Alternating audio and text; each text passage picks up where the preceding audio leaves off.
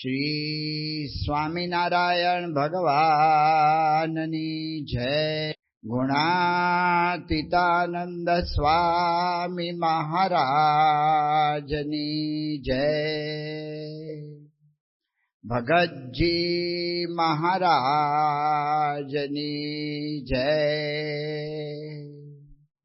શાસ્ત્રીજી મહારાજની જય. યોગીજી મહારાજની જય. પ્રમુખ સ્વામી મહારાજની જય. સુરત અક્ષરધામ મહોત્સવની જય.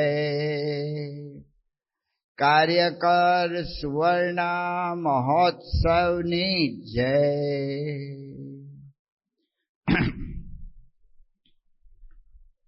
પરમ પૂજ્ય પ્રમુખ સ્વામી મહારાજ તિથિ પ્રમાણે શ્રાવણ સુદ દસમના દિવસે સ્વામીશ્રી ધામમાં પધાર્યા. આ ભૌતિક દેહનો સ્વામીશ્રીએ ત્યાગ કર્યો. તેમ છતાંય આપણને અનુભવ થયો કે પરમ પૂજ્ય પ્રમુખ સ્વામી મહારાજ એ એમના દિવ્ય દેહે પણ અનેક કાર્યો કરતા ગયા. સ્વામીશ્રી તો કેબિનમાં બિરાજમાન જ હતા, મૂર્તિ મંડપમાં. કાંઈ બોલતા નહીં, ચાલતા નહીં, જોતા નહીં, કશું નહીં. પણ એ વખતે જે બધાને અનુભવ થયા,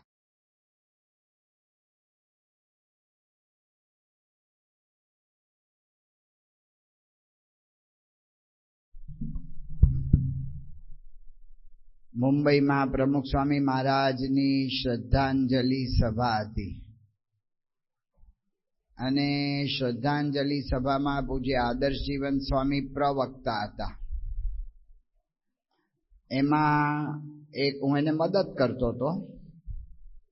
એમાં એક ચિઠ્ઠી આવી કે ભાઈ પરેશભાઈ રાવલને બોલવું છે તો એમને સમય આપવા વિનંતી. આદર્શ જીવન સ્વામી મને બતાવી. હું તો કોઈ ઓળખતો નહોતો, પણ મેં આદર્શ જીવન સ્વામીને કહ્યું કે આમ પણ આપણે સભામાં મોડા જ પડ્યા છીએ. મોડા ભેગા 3 મિનિટ વધારે મોડા પડશું. તો મેં કહ્યું કે આપી દઈએ. પછી પાછળથી ખબર પડી કે આ પરેશભાઈ રાવલ એટલે ઓ માય ગોડ છે.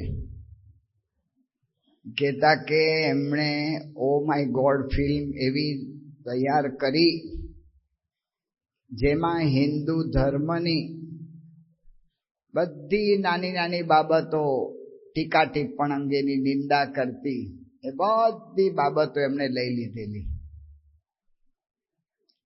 પણ પરેશભાઈ રાવલે પ્રવચન કર્યું કે પ્રમુખ સ્વામી મહારાજ એ ધામમાં ગયા પછી હું દર્શન કરવા સારંગપુર ગયો તો સ્વામીશ્રીના મુખારવિંદ ઉપર મેં જે કરુણાના દર્શન કર્યા,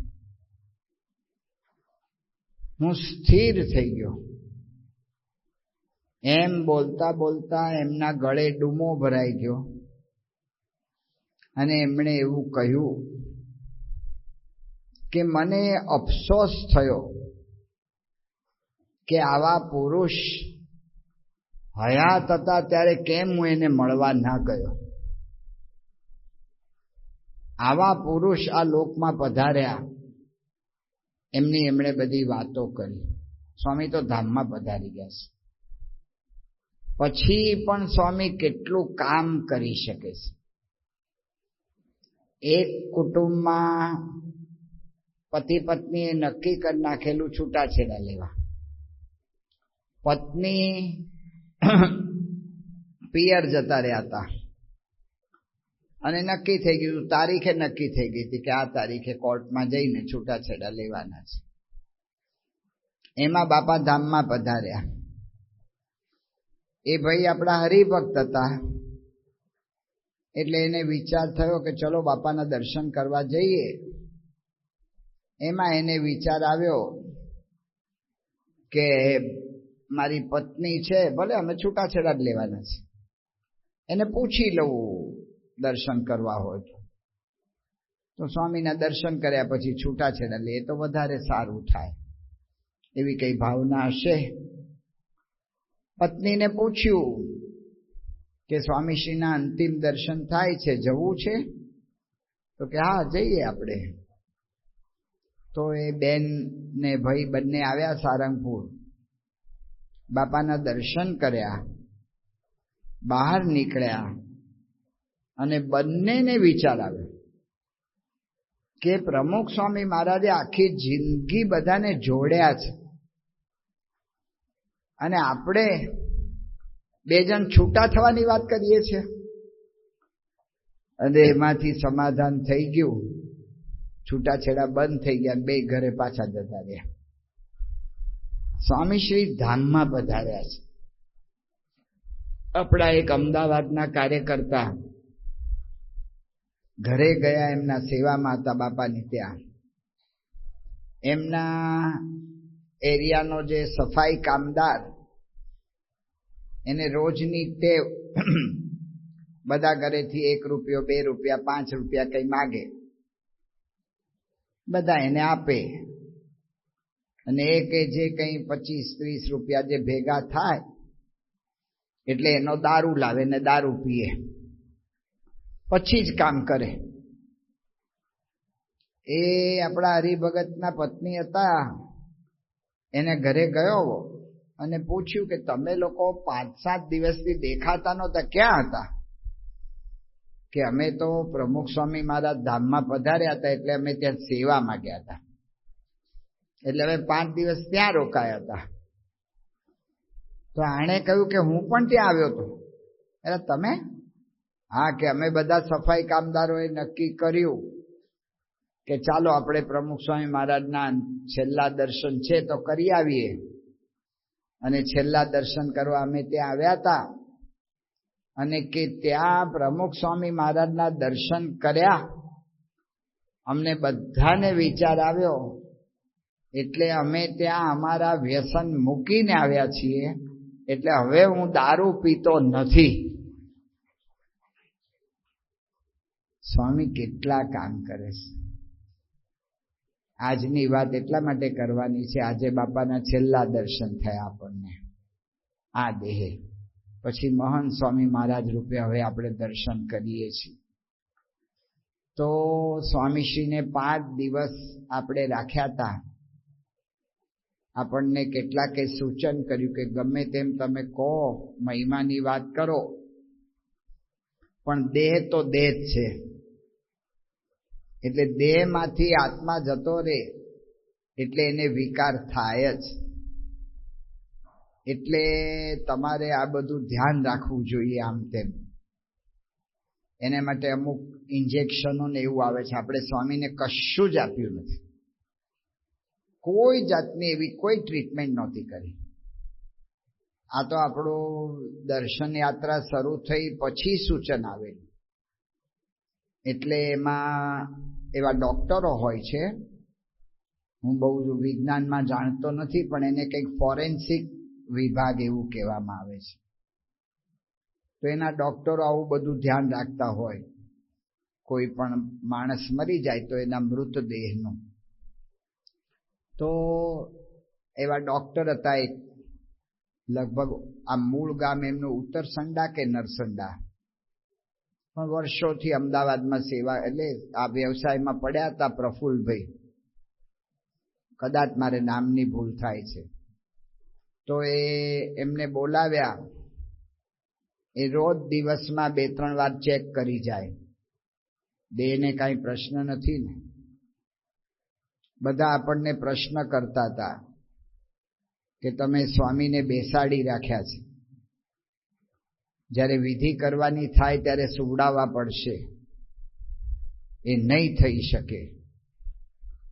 આપણે તો બધું બાપાના આશ્રયને બાપાના આધારે બધું ચાલે.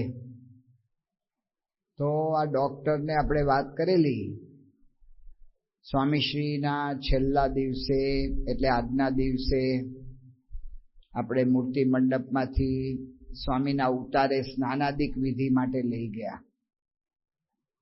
ત્યાં પ્રફુલ્લભાઈ ગયા.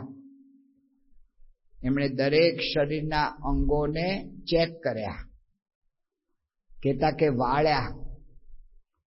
હાથ ને પગ તો જેમ વાળે એમ વળ્યા, એક એક આંગળી વળે. કશું જડ નહોતું થયું, કશું સ્ટીફ નહોતું થયું. પ્રફુલ્લભાઈ આટલા મોટા ડોક્ટર ને સ્તબ્ધ થઈ ગયા, આશ્ચર્યચકિત થઈ ગયા. અમારા કે મેડિકલ સાયન્સમાં માન્યામાં જ નથી આવતું, આ કેમનું થયું છે. એમણે આપણને એવું કહ્યું કે વિધિ માટે તમે સ્વામીશ્રીને પાલખીમાં લઈ જવાના છો. જો તમારી ઈચ્છા હોય તો સ્વામીને તમે બે સંતો પકડી રાખે બરાબર, એમને આમ બે બાજુથી ટેકો આપે, તો ચલાવતા ચલાવતા પણ વિધિ માટે ઓટા સુધી લઈ જઈ શકશો. આ યોગી પુરુષ, યોગી પુરુષો હોય એના દેહને કોઈ દિવસ જરાય વિકાર થાય. સ્વામીશ્રી તો અખંડ પ્રવૃત્તિ જ કરતા હતા. ક્યારે આપણે એવું જોયું નથી કે સ્વામી આમ નવરા બેસીને ધ્યાન કરવા બેસી ગયા કે આમ તેમ. પણ જે કઈ પ્રવૃત્તિ કરતા હતા એ પ્રવૃત્તિમાં અખંડ એમને ભજન થતું હતું. આ કેમનું થતું હશે? 24 કલાક પ્રવૃત્તિરત રહે અને અખંડ મન ભગવાનમાં રહે. આ આપણને સમજાય એવું જ નથી, આ મનાય એવું જ નથી. એવા પુરુષ આપણા ગુરુ છે. આપણને જે પ્રાપ્તિ થઈ છે ને એ સામાન્ય નથી થઈ. એમાં એવા પુરુષ, એવા સત્પુરુષે આપણને લખીને આપ્યું કે મારા સ્થાને એટલે કે ગુરુ પદે, મારા સ્થાને ગુરુ પદે એટલે કે પ્રમુખ પદે હું સાધુ કેશવજીવનદાસ મહંત સ્વામીની નિમણૂક કરું છું. આ એ જ પુરુષ આપણને અત્યારે મળ્યા છે. આ વાતનો એક કેફ ચડી જાય. આવા મને અલૌકિક પુરુષ મળ્યા છે, અલૌકિક વાત મળી ગઈ છે. હવે મારું જીવન સામાન્ય લોકો જેવું એમ હોય જ નહીં. આ લોકની અંદર હે બધા ઘેટાની જેમ ચાલે છે. ઘેટા બધા હોય આમ માથું નીચું રાખીને આમ જતા હોય. એક ઘેટું ખાડામાં ઉતરે તો બીજું એ નીચે ખાડામાં ઉતરે. એમ ના વિચાર કરે કે 2 ફૂટ દૂર જ સીધો રસ્તો છે તો આપણે આમ થોડા વળીને જઈએ. એમ આ લોક બધું ઘેટા સાહી ચાલે છે. એક ઘેટું કાનમાં બુટિયા પહેરે એટલે બધા ઘેટા પહેરે. એક ઘેટું વચ્ચે સેથો પાડે એટલે બધા ઘેટા સેથો પાડે. બધા ઘેટા સાહી બધી ચાલે છે. હું એ નથી. હું આ ઘેટામાંથી ઘેટું નથી, હું સિંહ છું. મારી રીતભાત જુદી હોય, મારી રેણી કેણી જુદી હોય, મારું બધું જ જુદું હોય. ગધેડાએ સિંહને હારી પેઠે ગાળો આપી, સિંહ કાંઈ બોલ્યો નહીં. એટલે કોકે સિંહને કહ્યું કે તું કાંઈ બોલતો નથી, આ તને ગાળો આપે છે. કે ગાળો આપી શકે કારણ કે એ ગધેડીનો છે ને હું છે ને સિંહણનો છું. એટલે મારાથી આ બોલાય નહીં, આ થાય નહીં. જો એક ગુરુનો કેફ ચડી જાય, આવા ગુરુ મળ્યા, મારે હવે આમ જ કરવું છે, આમ જ કરવું છે, એવા જો સિદ્ધાંતો નક્કી થાય તો જીવનના ઘણા પ્રશ્નો એની મેળે ઉકલી જાય. પૂજ્ય મહંત સ્વામી મહારાજ એટલા માટે વાત કરે છે આપણને કે જીવનમાં પ્રશ્નો આવ્યા જ કરવાના છે. પણ જો સિદ્ધાંત નક્કી કર્યો હોય તો કોઈ પણ પ્રશ્નમાં ઉકેલ આવે. આપણે અત્યારે વાત કરીએ છીએ પરિવારની એકતાની, એમાં પણ આ જ ઉપાય છે, સિદ્ધાંત નિષ્ઠ થવું, સિદ્ધાંત નક્કી કરવો. પૂજ્ય મહંત સ્વામી મહારાજ વાત કરે છે કે કોઈ પણ પ્રશ્ન આવે, આપણે અત્યારે વ્યવહારિક પ્રશ્નોનો કૌટુંબિક પ્રશ્નોનો વિચાર કરીએ છીએ. કુટુંબમાં કોઈ પણ પ્રશ્ન આવે તો શું કરવું? મહંત સ્વામી મહારાજ વાત કરે છે, બે વાત છે. કોઈ પણ પ્રશ્ન આવે ત્યારે બે માર્ગ છે. તો બે માર્ગ શું? તો સ્વામી આપણને જણાવે છે કે એક માર્ગ વોટ ઇઝ રાઈટ, કે પહેલો માર્ગ છે કે શું સાચું છે, અને બીજો માર્ગ છે હુ ઇઝ રાઈટ, કોણ સાચું છે. આ બે ઉપર મહંત સ્વામી મહારાજ વાત કરે છે. આ વાતને આપણે રામાયણ દ્વારા સમજવા પ્રયત્ન કરીએ. રામાયણની અંદર વાત આવે છે, આપણે જાણીએ છીએ કે ભગવાન રામચંદ્રજીને જ્યારે રાજ્યાભિષેક એનો થવાનો હતો અને કૈકેયીએ દશરથની આગળ હઠાગ્ર રાખીને કહ્યું કે ગામને વનવાસ આપો ને આપો જ. વાલ્મીકી રામાયણમાં તો વાત આવે છે કે આખી રાત દશરથે સમજાવ્યા અને 3 વખત તો દંડવત કર્યા. મૂર્ધના ચરણૌ સ્પૃશામી. આ કુટુંબનો પ્રશ્ન છે, એટલા માટે આપણે અત્યારે વાત કરીએ છીએ. એક વ્યક્તિ કુટુંબમાં હઠાગ્રહી જિદ્દી થઈ ગઈ છે, પોતાની રીતે જ કરાવવા માંગે છે, અને પોતાની રીતે એણે કરાવ્યું. સવારના પોરમાં ભગવાન રામચંદ્રજી દશરથ રાજા પાસે પધાર્યા. રાજ્યાભિષેક નક્કી હતો એટલે એના માટે પધાર્યા હતા. દશરથ રાજા તો બચારા કઈ બોલી જ ના શક્યા. કૈકેયીએ કહ્યું કે દશરથ બોલી નથી શકતા એટલે એના વતી હું તને કહું છું કે તારો રાજ્યાભિષેક નહીં થાય, પણ મારા દીકરા ભરતનો થશે.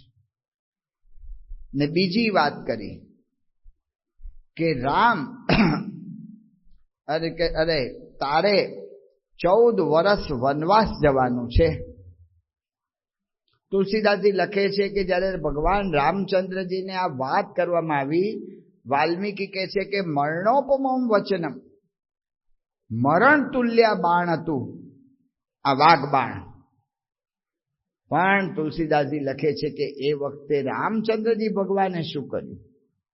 મન મુસ્કાઈ ભાનુકુલ ભાનુ, રામ સહજ આનંદ નિધાન. રામ હસ્યા. ઘરમાં મને જરાય ભાગ ના મળે, મારો બધો જ હક છીનવી લેવામાં આવે, મને ઘરમાંથી તગેડી મૂકવામાં આવે અને હસી શકાય? આ પ્રશ્ન કઈ રીતે આ થઈ શકે?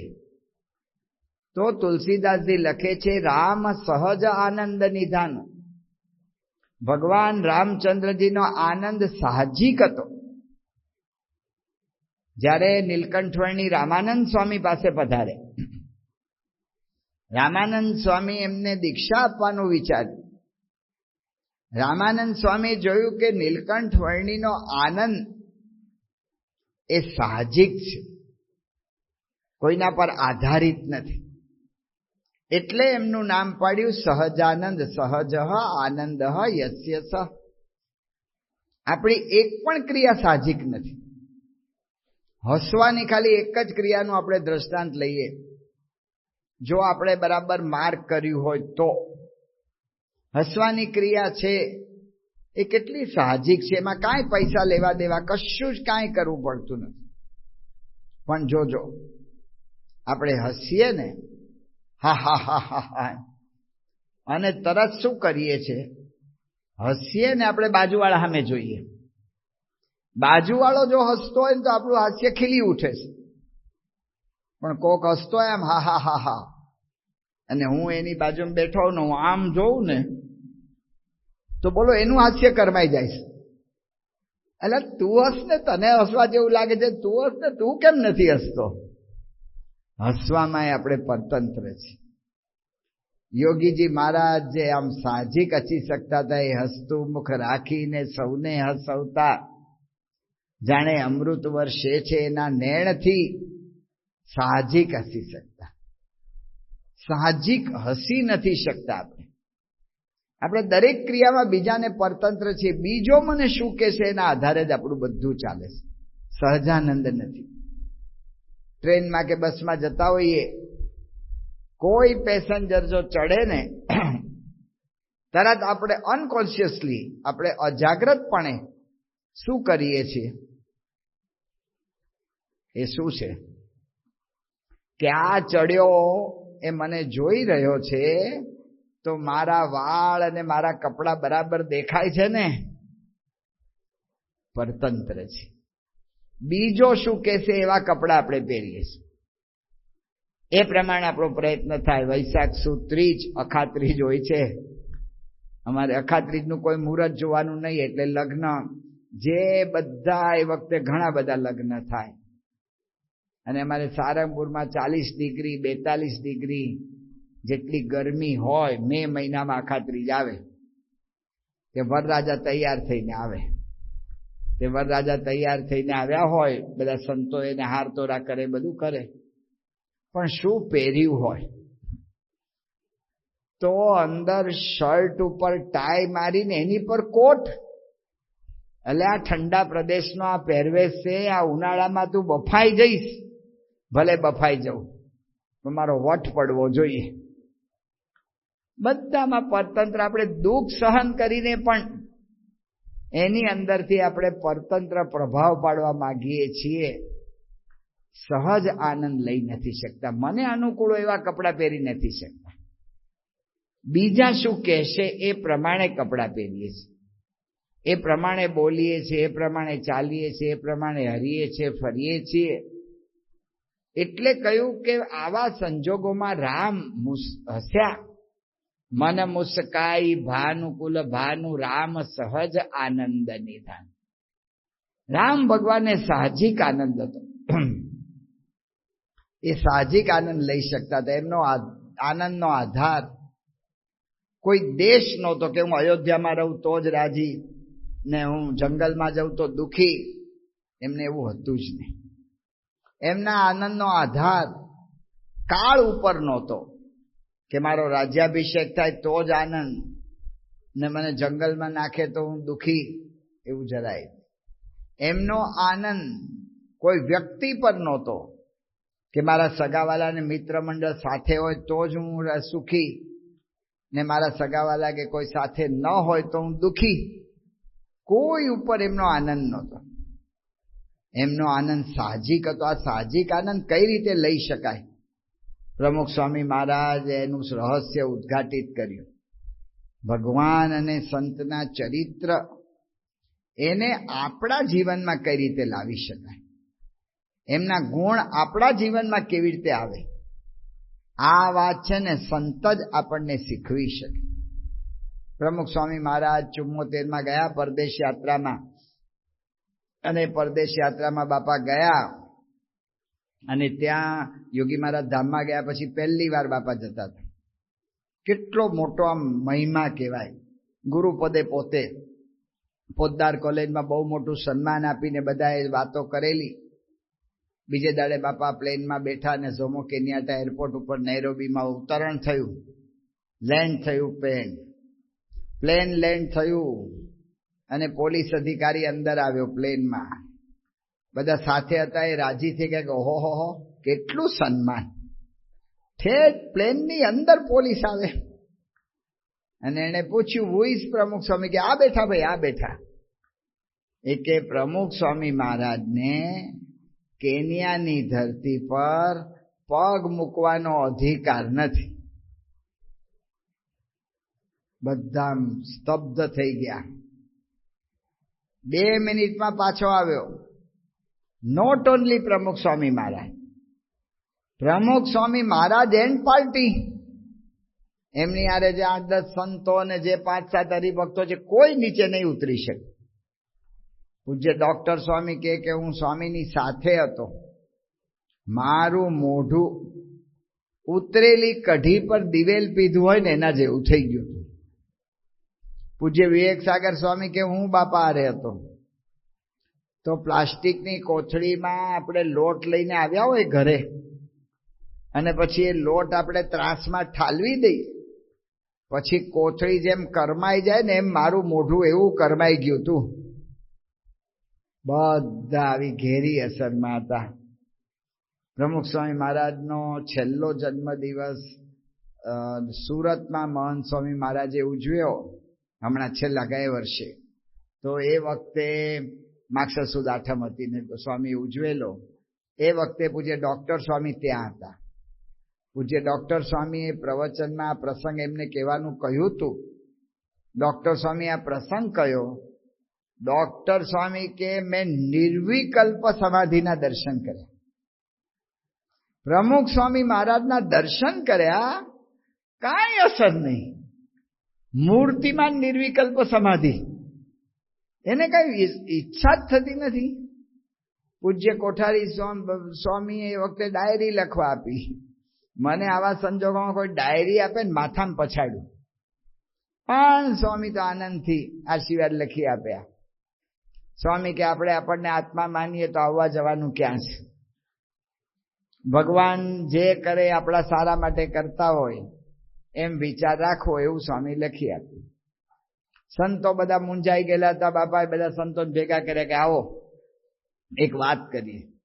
બધાને એમ હતું કે સ્વામી કંઈક રહસ્યની વાત કરશે, એવી વાત કંઈક કરી દેશે કે જેનાથી આપણે દેશમાં જઈને હવે શું કહેવું. કારણ કે આપણે જાણીએ છીએ, અહીંથી નક્કી કર્યું હોય કે ભાઈ બોચાસણ સવારે પૂજામાં પહોંચવા માટે 5 વાગે હાજર થઈ જવું, અને બસ મિની બસ કરી હોય કે 5 વાગે ઉપડી જશે. આપણે ઘરેથી નીકળ્યા હોઈએ અને આપણે જોઈએ કે આપણે આમ જોતા હોઈએ ને બસ નીકળી જાય, મારી વાત ઉપડી જાય, 5:03 થઈ હોય પણ ઉપડી જાય બસ. પછી કોક રસ્તામાં મળે આપણને કે કેમ તમે સવારના પોરવા બાજુ? કે ના ના, હમણાં મોર્નિંગ વોકિંગ શરૂ કર્યું છે, કે સવારનું વોકિંગ શરૂ કર્યું. કહેતા નથી કે હું મોડો પડ્યો અને એમાં બસ ગઈ. આવો અપમાનનો પ્રસંગ તો આપણે કહીએ છીએ ને, વર લીલા તોરણે પાછો આવ્યો, એવો પ્રસંગ હતો. વરદાદા એ જાન લઈને જતા હોય, એની ગાડી ઉપર બધા ઓલા થર્મોકોલના 2 દિલ લગાવે, એની અંદર એક એરો ભરાવે, લાલ લીલા પીળા બધા પતાકડા લગાવે, અને પાછળ લક્ઝરી બસ. અમારે ધંધુકામાં થયું હતું, તે જાન લઈને પહોંચી ગયા, કોઈ પોંખવા આવે નહીં. 10 મિનિટ ઉભા રહ્યા, 15 મિનિટ ઉભા રહ્યા, 20 મિનિટ ઉભા રહ્યા, પોંખવા કેમ કોઈ નથી આવતું? એકાદ જણ અંદર જઈને પૂછી તો આવો કે આ મુહૂર્ત જાય છે ને આપણે આવી ગયા છીએ, એને ખબર છે કે નહીં કે આપણે આવી ગયા છીએ, પોંખવા કેમ નથી આવતું? તે એક જણ ગયા વડીલ અંદર તપાસ કરીને બહાર આવ્યા કે મૂળ પ્રશ્ન એ થયો છે કે કન્યા ભાગી ગઈ છે. વરરાજા કે ગમે એને પરણાવી દો પણ મારે પરણ્યા વગર હવે જવું નથી કે છે. તો કહેવાનું શું કે આવી પરિસ્થિતિ પ્રમુખ સ્વામી મહારાજની થઈ. એ વખતે પ્રમુખ સ્વામી મહારાજ બધા સંતોને કહ્યું કે આવો બધાને વાત કરીએ. બધાને એમ કે વાત કંઈક કરશે એવી કે જેનાથી આપણે બહાર મુંબઈ જઈએ કે જ્યાં જઈએ ત્યાં શું જવાબ આપવો. તો સ્વામીએ તો વાર્તા ઉપાડી કે એક રયાભાઈ હતા. રયાભાઈને ખાવા પીવાની તકલીફ થઈ, એટલે એને થયું કે ભાઈ કોકને ઘેરથી ઉધાર પૈસા લાવું તો ઘરમાં અનાજ ને બધું આપણે ભેગું કરાય, એટલે ઉધાર લાવું કોકને ત્યાંથી, એવું રયાભાઈને સંકલ્પ થયો. પણ એમાં વિચાર આવ્યો, બુદ્ધિશાળી માણસ, કે ઉધાર લઈશ તો 2-4 જણા જાણશે ને અંદર વાતો ફેલાઈ જશે તો મારી કિંમત ઘટી જશે. ઉધાર લીધા વગર આપણું ખાવાનું બચે અને આપણું કામ થાય. બુદ્ધિશાળી માણસ હતા. વિચાર કર્યો કે મહેમાન ગતિએ જાઉં તો થઈ જાય, આપણા સગાવાલા આજુબાજુ બધા ગામોમાં છે, હાલો જઈએ. કોકને ઘેર 2 દાડા ને કોકને ઘેર 5 દાડા ને કોકને ઘેર 3 દિવસ ને કોકને ઘેર 4 દિવસ ને એ બધાને ઘેર ફરી મહિના સુધી ફરી આવ્યા. ઘરે આવ્યા ને આમ રાજી રાજી, કેવી મારી બુદ્ધિ, 60 ટંકનું બચાવી દીધું, 60 વખતનું ભોજન બચી ગયું આપણું. આપણી બુદ્ધિ કેવી છે એ વિચાર કરતા હતા. એમાં દરવાજો ખટખડ્યો એટલે દરવાજો ખોલ્યો અને ભાઈ ઓલા સામે હતા એને પૂછ્યું કે રહ્યા ભાઈ છે કે છું ભાઈ? મને ઓળખ્યો? તને ના ઓળખું લ્યા, તારે ઘેર 4 દિવસ રહ્યો છું. બસ આટલી જ જરૂર હતી. અત્યારે અમે ગામડેથી 2 ટ્રેક્ટર ભરીને 60 માણસો નડિયાદમાં ગ્રેટ બોમ્બે સર્કસ આવ્યું છે જોવા આવ્યા છીએ. અમારે અત્યારે ટાઈમ નથી એટલે અત્યારે અમે જઈએ છીએ, પણ બપોરે જમવા તમારે ઘેર આવશું. જય સ્વામિનારાયણ. હવે 60 માણસનું રાંધવું પડે કે નહીં? 60 માણસનું રાંધ્યું, 4 દાડા એને ઘેર ખાઈ આવ્યા હોય એટલે રંધાયું, બધું કર્યું, બધાને બપોરે જમાડ્યા. જમાડી કરીને બધું સાફ સુફી કરી સાંજે કોરા રયાભાઈ બહાર નીકળ્યા. કોકે પૂછ્યું કે રયાભાઈ દેખાતા નહોતા, ક્યાં ગયા હતા? ક્યાંય ગયો નહોતો, ઠેર નો ઠેર, જે કરવા ગયો તો બધું એક દિવસમાં પૂરું થઈ ગયું, એટલે કોઈ મને કહેશો નહીં કે હું બહાર ગયો તો કે છે. આ વાત આપણને અત્યારે હસવું આવે છે. પ્રમુખ સ્વામી મહારાજ એમના ઘોર અપમાનમાં યાદ કરી શક્યા. આ કેવી રીતે થઈ શકે? મન મુસ્કાઈ ભાનુકુલ ભાનુ, જેમ રામચંદ્રજી વનવાસ મળ્યો ને હસ્યા, એમ પ્રમુખ સ્વામી મહારાજને આવું અપમાનમાં હસતા રહ્યા હતા. તો એનું રહસ્ય આ 2 છે જે સ્વામીએ કહ્યું કે આપણે આપણી જાતને આત્મા માનીએ તો આવવા જવાનું કાંઈ છે જ નહીં, અને જે કંઈ થાય છે એ ભગવાનની ઈચ્છાથી થાય છે, અને ભગવાન આપણા સારા માટે કરે છે. આત્માનું જ્ઞાન અને પરમાત્માનું જ્ઞાન, આ 2 જ દુનિયા માત્રના પ્રશ્નના ઉકેલ છે. અક્ષર અને પુરુષોત્તમના જ્ઞાન સિવાય કોઈ પ્રશ્નનો ઉકેલ જ નથી. દુનિયાની 7 અબજની વસ્તી જ્યાં સુધી આ અક્ષર પુરુષોત્તમ બ્રહ્મ પરબ્રહ્મ આત્મા પરમાત્મા એના જ્ઞાનને પામશે નહીં, ત્યાં સુધી કોઈ પ્રશ્નનો ઉકેલ નહીં આવે. તો સ્વામી તો આત્મા રૂપે વર્તા હતા, પરમાત્માનું એવું કરતાપણાનું જાણતા હતા, એટલે આ પ્રશ્નને ઉકેલી ગયા. આ રીતે વર્તવું અઘરું છે. એટલે આપણે શું કરવું જોઈએ? જે મહંત સ્વામી મહારાજ વાત કરતા હતા એ વાત હવે આપણે કરીએ છીએ કે જીવનમાં સિદ્ધાંતનિષ્ઠ બનો. જીવન, કુટુંબમાં પ્રશ્ન આવે, લોકમાં પ્રશ્ન આવે, ગમે તે પ્રશ્ન આવે, એ વખતે 2 માર્ગ હોય છે, વોટ ઇઝ રાઈટ અને હુ ઇઝ રાઈટ. એ કેવી રીતે કર્યું એની વાત આપણે કરીએ છીએ. રામચંદ્ર ભગવાન આ સમાચાર કૌશલ્યાને આપવા ગયા. એમણે દશરથને વિનંતી કરી કે માને માતાની આજ્ઞા ખાલી લેવા દો, પછી હું જતો રહું છું. એટલે માતા કૌશલ્યા પાસે ગયા રામચંદ્ર ભગવાન. માતા કૌશલ્યા નવાઈ પામી ગયા. એ પ્રતીક્ષા કરતા હતા કે રામ રાજા થઈને આવશે એટલે રાજચિહ્નો સાથે હોય, છત્ર, ચામર, દંડ, આ બધા રાજચિહ્નો સાથે આવે. આ તો કઈ નહીં, એમને એકલા પગે પગે ચાલતા આવ્યા, કોઈ સેવકે નથી. પૂછ્યું કે રાજ્યાભિષેક? તો રામચંદ્ર ભગવાન તો સાક્ષાત ભગવાન છે, કેવી રીતે જવાબ આપવો ને શીખવાડે છે કે માં, પિતા દિનહા મોહી કાનન રાજુ, સો સબ બીધી મોર બળ કાજુ. મારે અયોધ્યાનું નાનું રાજ કરવાનું, એટલે દશરથ રાજાએ તો મને જંગલનું વિશાળ રાજ્ય આપી દીધું છે. આ વાત જ્યારે માતા કૌશલ્યાએ સાંભળી, કૌશલ્યા માતા સ્થિર થઈ ગયા. ભલે રામચંદ્ર ભગવાને આનંદમાં કહ્યું, પણ કૌશલ્યા માતા પણ 36 ગઢની રાજકુંવરી હતા. એટલે એમને ખબર હતી કે રાજ દરબારમાં શું બધી ખટપટો થાય છે અને ખટપટોમાં કેવા બધા દાવપેચ રમાય છે એમને ખબર હતી, સમજી ગયા. અને આમ ધક્કો લાગ્યો, શું કરવું? તુલસીદાસ લખે છે કે ધર્મ સ્નેહ ઉભયમતી ઘેરી, ભઈ ગતિ સાપ છછુંદર કેરી. મારે અત્યારે આ સંજોગોમાં કરવું શું? આ કુટુંબમાં આવું કાયમ પક્ષપાત થાય એવે વખતે શું કરવું? એક બાજુ ધર્મ છે, પતિવ્રતાનો ધર્મ, પતિ કે પ્રમાણે ચાલવું. બીજી બાજુ પુત્ર પ્રત્યેનો સ્નેહ છે. જે પુત્ર એક કીડી જેવા જીવને પણ ડૂબવે નહીં, એવા પુત્રને આવું દુઃખ આવે એ વખતે હું શાંત બેસી રહું? મારે જોયા જ કરવાનું? એને જંગલમાં મોકલી દેવાનો વગર વાંકે? What is right? Who is right? શું કરવું? આ સંજોગોમાં મારે શું કરવું? માતા કૌશલ્યાએ ધાર્યું હોત એ પણ વિચારી શકે કે ભાઈ કૈકેયીએ દશરથને એવું કહ્યું કે જો રામચંદ્રજી કાલે જંગલમાં નહીં જાય તો હું મરી જઈશ.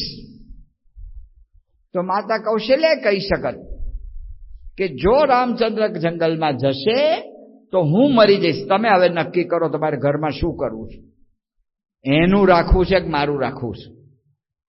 નક્કી કરી નાખો. હવે ક્યાં સુધી આવું બધું ચલાવશું? આટલી હદ સુધી જાય ત્યારે વિચાર કરવો જ પડે ને. એ કોણ સાચું છે? હુ is right? Who is right જ્યારે જાય માણસ, ત્યારે અધિકાર માગે, ત્યારે હક દાવો માગે. અને અધિકાર અને હક દાવો માગવાની જે વૃત્તિ એ કાયમ અશાંતિ જ લાવે છે. એ શાંતિનો માર્ગ નથી. તો મહંત સ્વામી મહારાજ કહે છે કે બે માર્ગ છે, હુ ઇઝ રાઈટ અને વોટ ઇઝ રાઈટ. શું સાચું છે? આ સંજોગોમાં મારે શું કરવું જોઈએ? સિદ્ધાંત કયો છે? મને પ્રમુખ સ્વામી મહારાજ, મહંત સ્વામી મહારાજ જેવા ગુરુ મળ્યા છે, તો મારું જીવન સિદ્ધાંતનિષ્ઠ હોવું જોઈએ. હું અમુક જ પ્રકારે જીવું, અમુક પ્રકારે મારાથી જીવાય જ નહીં. એ નિર્ણય હોય, એ નિશ્ચય હોય, એ દ્રઢતા હોય. તો શું કરવું મારે? આ સંજોગોમાં શું સાચું છે? માતા કૌશલ્યાને મનમાં ધર્મ સ્નેહ ઉભયમતી ઘેરી, ભઈ ગતિ સાપ છછુંદર કેરી. અંદર ખળભળાટ હતો. તુલસીદાસ લખે છે કે અંદર દાવાનળ પ્રગટી ગયો હતો. એ વખતે માતા કૌશલ્યાએ બહુ જ મૂંઝવણ, પણ લાગણીઓ બધી દબાવી દીધી. જો આપણે નક્કી કર્યું હોત કે આવા ગુરુને, આવા ભગવાન મને મળ્યા છે, મારું જીવન આવું જ હોવું જોઈએ. હું આ લોકમાં ઘેટા ચાલે છે એમ હું ન જ ચાલું. એમનો રાજીપો શેમાં છે? એ શું કરાવવા માંગે છે એ પ્રમાણે જ મારે જવું છે. આ નિશ્ચય હોય તો એ વોટ ઇઝ રાઈટ એટલે કે મારે આમ જ કરવું છે સૂજી જાય આપણને. વોટ ઇઝ રાઈટનો માર્ગ છે ફરજનો માર્ગ છે, ઉકેલનો માર્ગ છે. માતા કૌશલ્યાએ એની બધી લાગણીઓ દબાવી. અઘરું છે. મને કાયમ અન્યાય થાય છે, મારા દીકરાને હવે અન્યાય થયો, ભવિષ્યમાં આવું થતું જ રહેશે. ક્યાં સુધી મારે આ બધું ચલાવવાનું? આ બધી લાગણીઓ દબાવીને બહુ અઘરી છે. પણ માતા કૌશલ્યાએ વિચાર કર્યો કે અત્યારે મારે શું કરવું જોઈએ.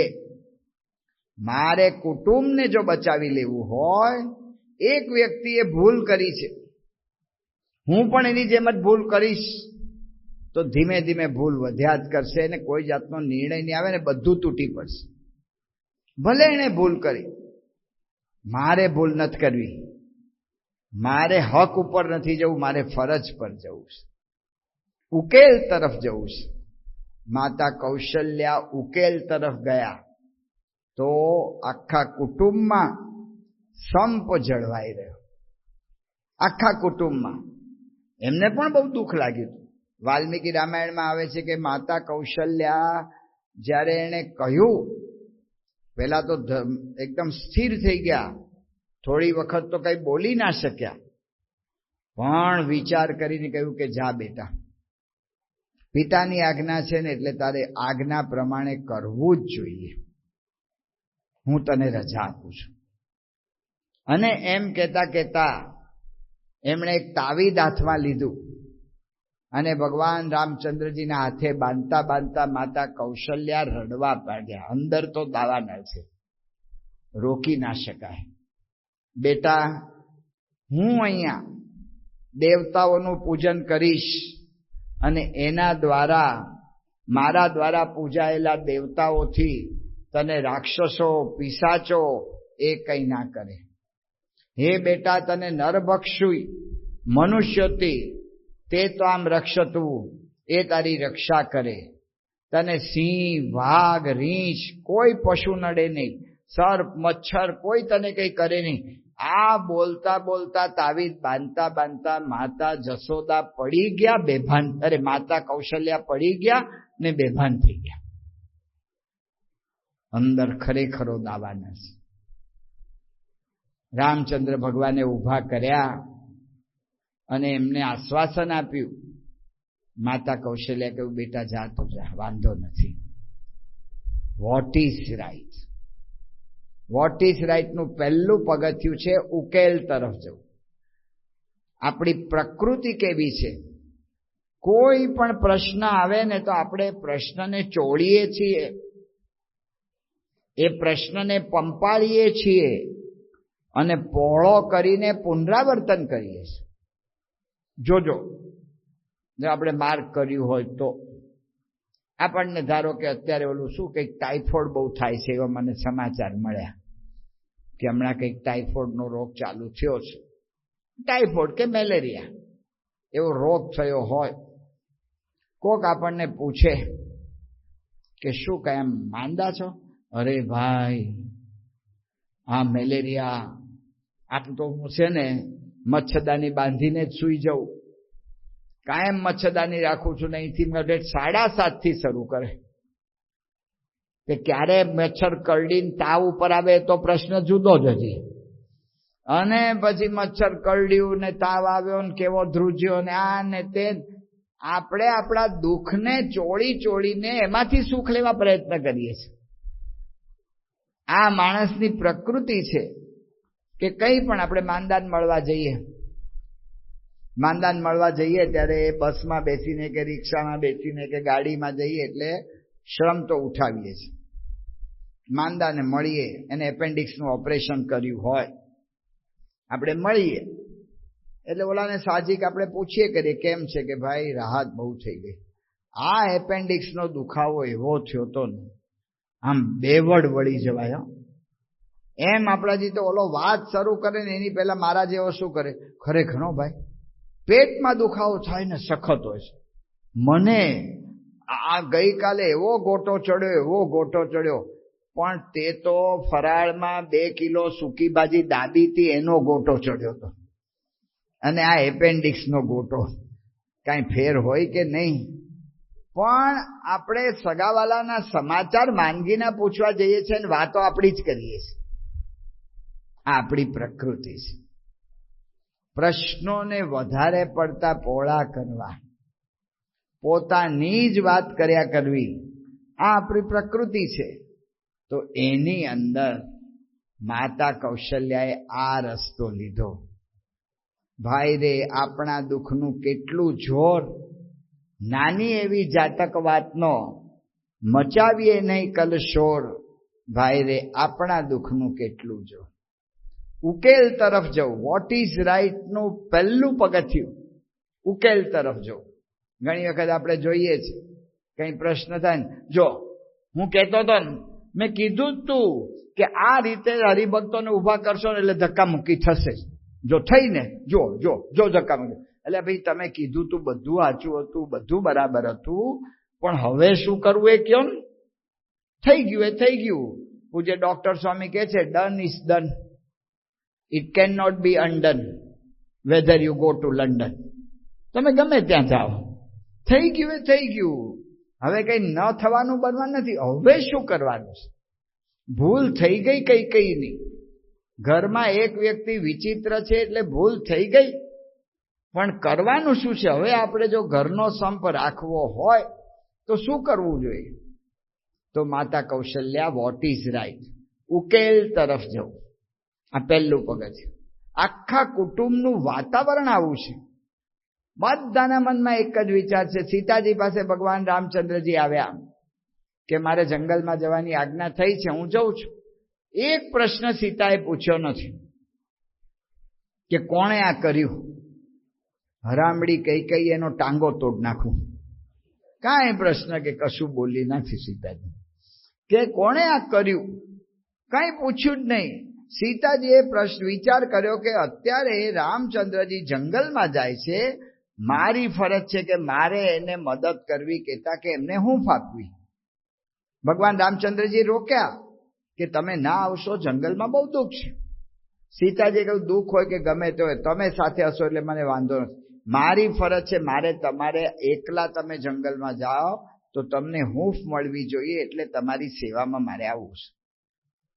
લક્ષ્મણજી ગયા.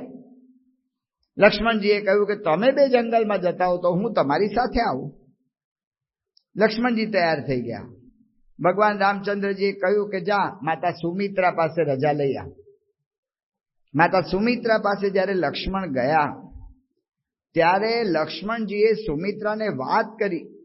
પહેલો જ શબ્દ તુલસીદાસજી લખે છે, ગઈ સહમી, ધ્રુજી ગયા. શું થઈ ગયું? ધુનેવું શીરું, માથું ધ્રુજાવા માંડ્યા કે આ શું થઈ ગયું. અને પછી સુમિત્રાએ વિચાર કર્યો, પાપીની કઈ દિનહ કુદાવું. આ પાપીની કઈ ખરી શોખથી રમી ગઈ આ વખતે. માતા સુમિત્રાને અંદર ઉકળાટ છે. એને પ્રશ્ન છે કે આ કુટુંબમાં આવું કેમ ચલાવવું. પણ સુમિત્રા શું કરે છે? ધીરજ ધરે હુકુ અવસર જાની. આ સમય નથી, આ અવસર નથી. ધીરજ ધર્યો, ધીરજ ધરવી જોઈએ. કુ અવસર જાની, આ અવસર, આ ખોટો સમય છે. અત્યારે ધીરજ રાખવી જોઈએ. નિષ્કુળાનંદ સ્વામી કહ્યું કે ધીરજ સમ નહીં ધન, અરે સંતો ધીરજ સમ નહીં ધન.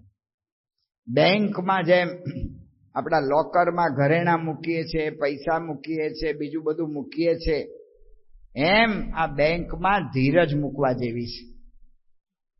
આવે દોયલે દન. એનો જયારે મુશ્કેલી ભર્યા દિવસો આવશે ત્યારે એ આપણને કામ લાગશે. ધીરજ ધરવી જોઈએ. કુ અવસર જાની. આ તો આપણે જોઈએ છે આવું બધું થાય છે લોકમાં કે લગ્નની જાન આવી ગઈ હોય, ઓલા બાપને જાનૈયાને સ્વાગત કરવા જવાનું હોય ને એ વખત વાત આવે કે ભાઈ રીસાયો છે. તે ઓલો બચારો એક કામ મૂકીને ભાઈને સમજાવવા જાય.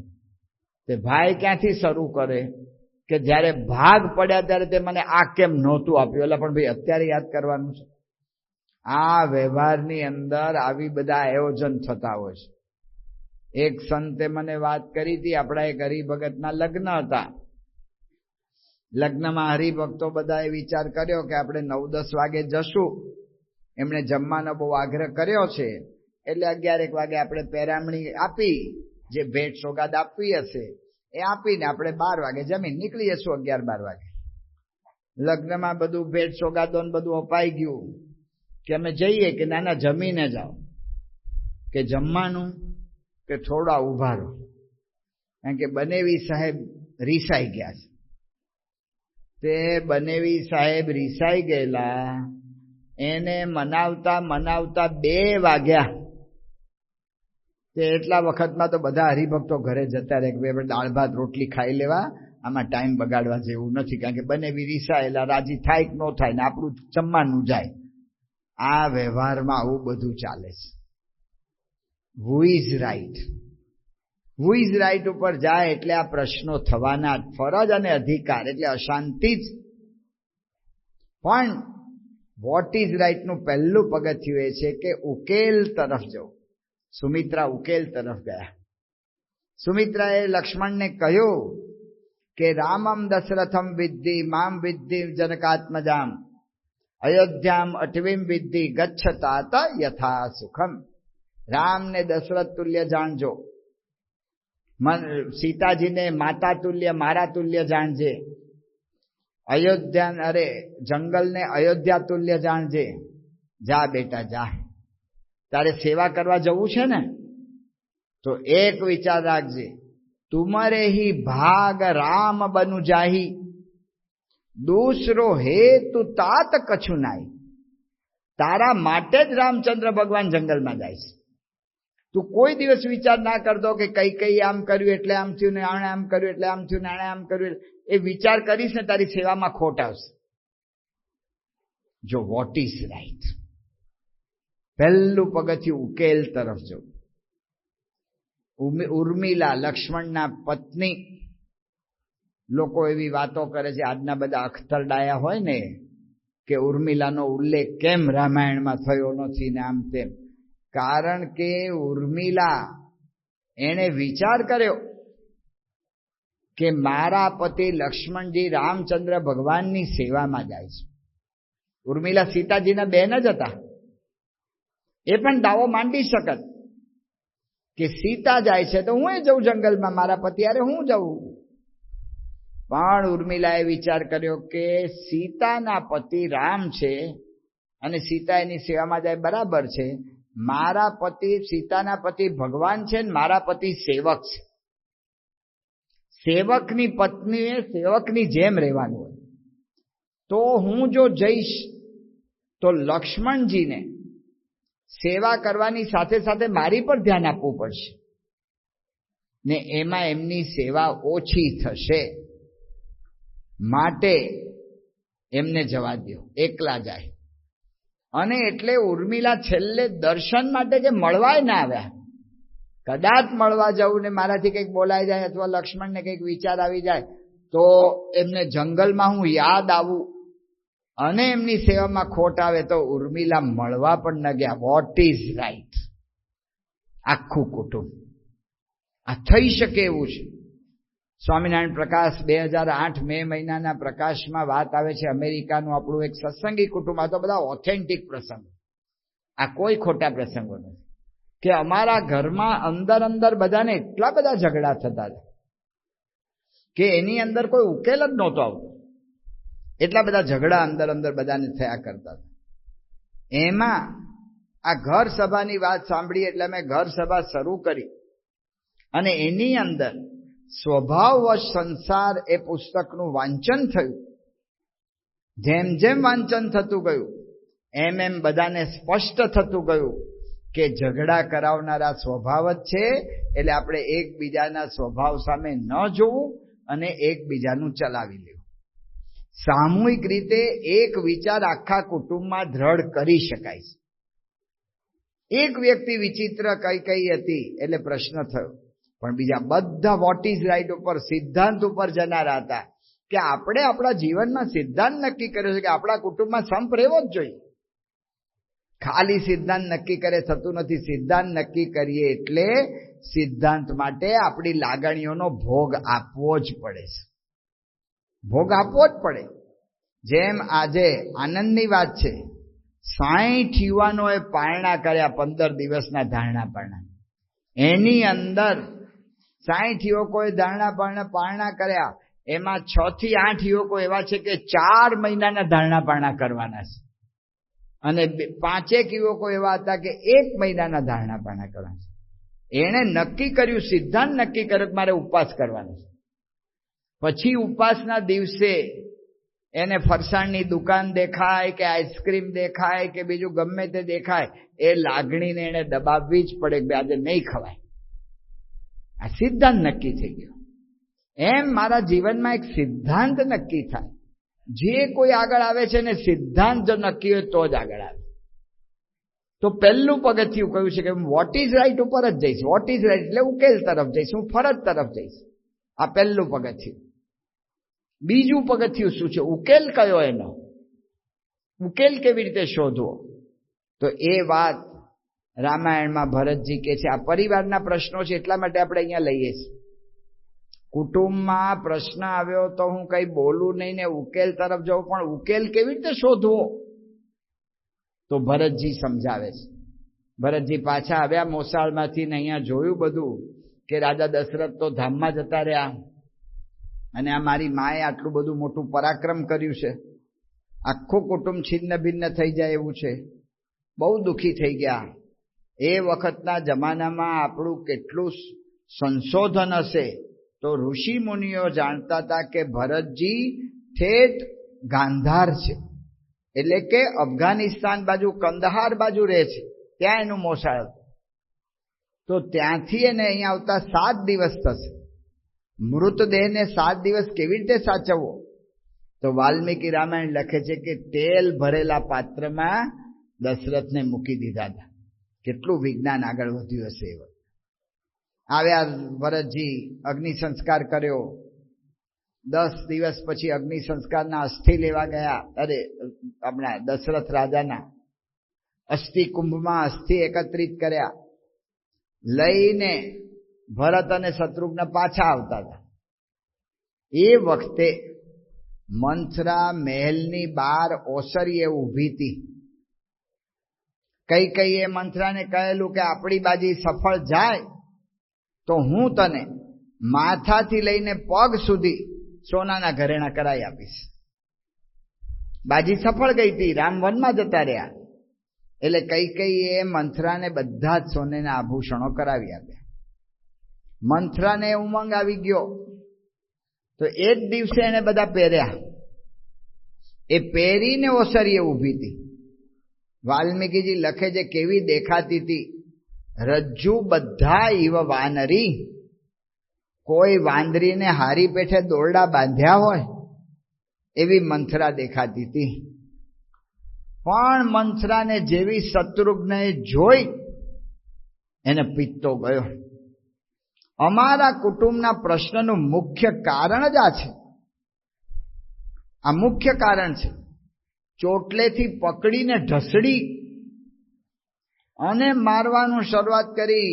કઈને સમાચાર મળ્યા કે આજે મરી ગઈ, પતી ગયું, મંથરા ગઈ. એટલે કઈ દોડતી આવી.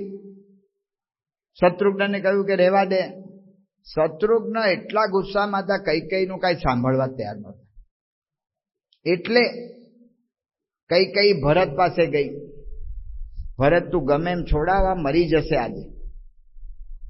ભરત શત્રુઘ્ન પાસે ગયા. ભરતજી જે કહે છે ને એ વોટ ઇઝ રાઈટ નું બીજું પગથિયું. ભરતજીએ કહ્યું કે શત્રુઘ્ન, તને તો આ મંથરાને મારવાનો વિચાર આવે છે ને, મને તો મારી માં કઈને મારી નાખવાનો વિચાર આવે છે. હવારના ઉઠું ને આ જ વિચાર થાય છે કેમ કરીને એને મારી નાખું, એવો મને વિચાર આવે છે. પણ એક જ વિચાર એવો છે કે જેનાથી હું ઢીલો પડી જાઉં છું. એ કયો વિચાર છે કે જો યદિ જાનાતિ રાઘવ, જો ભગવાન રામચંદ્ર જાણશે કે તે મંથરાને કંઈ કર્યું અથવા મેં કઈને કે મેં કર્યું, તો એ ભગવાન રામચંદ્ર આપણા પર રાજી નહીં રહે, આપણી સાથે બોલશે નહીં, આપણી સામે જોશે પણ નહીં. રામના પ્રસન્નતાનો વિચાર કરું છું ને એનાથી હું સ્થિર થઈ જાઉં છું. રામના નામે હું કઈને છોડી દઉં છું, એમ તું પણ મંથરાને રામના નામે છોડી દે. રામ રાજી કરવા હોય તો આપણે આ કાર્ય નહીં કરી શકીએ. જો રાજીપાનો વિચાર, આ બીજું પગથિયું છે. કોઈ પણ પ્રશ્ન થાય તો ઉકેલ તરફ જવું. Vote is right? ઉકેલ શું છે? તો એનું બીજું પગથિયું કે રાજીપાનો વિચાર. આપણને સત્સંગની અંદર બહુ જ સાહજિકતાથી આ બધી વાતો થાય છે. પણ એટલી ઊંડી વાતો થાય છે ને આપણને ખબર જ નથી પડતી.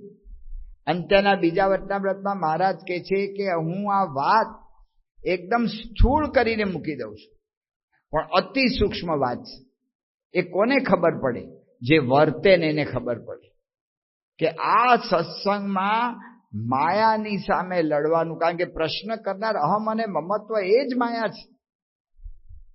આ માયાની સામે લડવાનું છે અને એ માયા સામે લડવામાં આવા સમજણો આવી બધી આપણને આપે છે કે જે માયા સામે આપણને લડતા મૂકી દીધા. કેટલું મોટું કામ! આપણે સમજ્યા જ ના હોત, જેમ પશુ જીવે છે ને એવું જ જીવન થઈ ગયું હોત. ઓલા કૂતરા હોય ને ગલીમાં, તે મારા વાલા ગલીનો કબજો લઈ લે છે. કયા જગ્યાએ જઈને એ લોકોએ સહી કરીને સર્ટિફિકેટ લીધું એ આપણને ખબર નથી, પણ એ કબજો લઈ લે છે. બીજી ગલીનો કૂતરો આવતો હોય તો અંદર આવવા ના દે ને, ભાઈ આ ક્યાંથી તમે આ હક લીધો, પણ લઈ લે છે. અને પછી આખી જિંદગી ગલીમાં કાઢે, એને ગલુડિયા થાય છે. એ મરી જાય એટલે ગલુડિયા હક લઈ લે, પાછા એ કૂતરા થઈ જાય ને એ હક લઈ લે. એવી રીતે આપણું આખું જીવન જતું રહે, કશું વિશેષ ના કરી શકે. આ સત્સંગ મળ્યો ને માયાની સામે લડતા થયા. આ કેટલી મોટી વાત મળી છે. તો ભરતજી આ વિચાર કર્યો, રાજીપાનો વિચાર. આ રાજીપાનો વિચાર એવો છે, રાજીપાનો વિચાર એર બ્રેક જેવો છે. શરૂઆતના દિવસોમાં એર બ્રેક લક્ઝરી બસોમાં શરૂ થઈ, પરદેશમાં તો છે જ, પણ ભારતમાં શરૂ થઈ ત્યારે અમારે સુરતથી કાઠિયાવાડમાં, કાઠિયાવાડથી સુરત જતી બધી બસો હોય ને એની પર એ લોકો મોટા પાટિયા મારતા હતા, એર બ્રેક એવા. તે એર બ્રેક શું છે?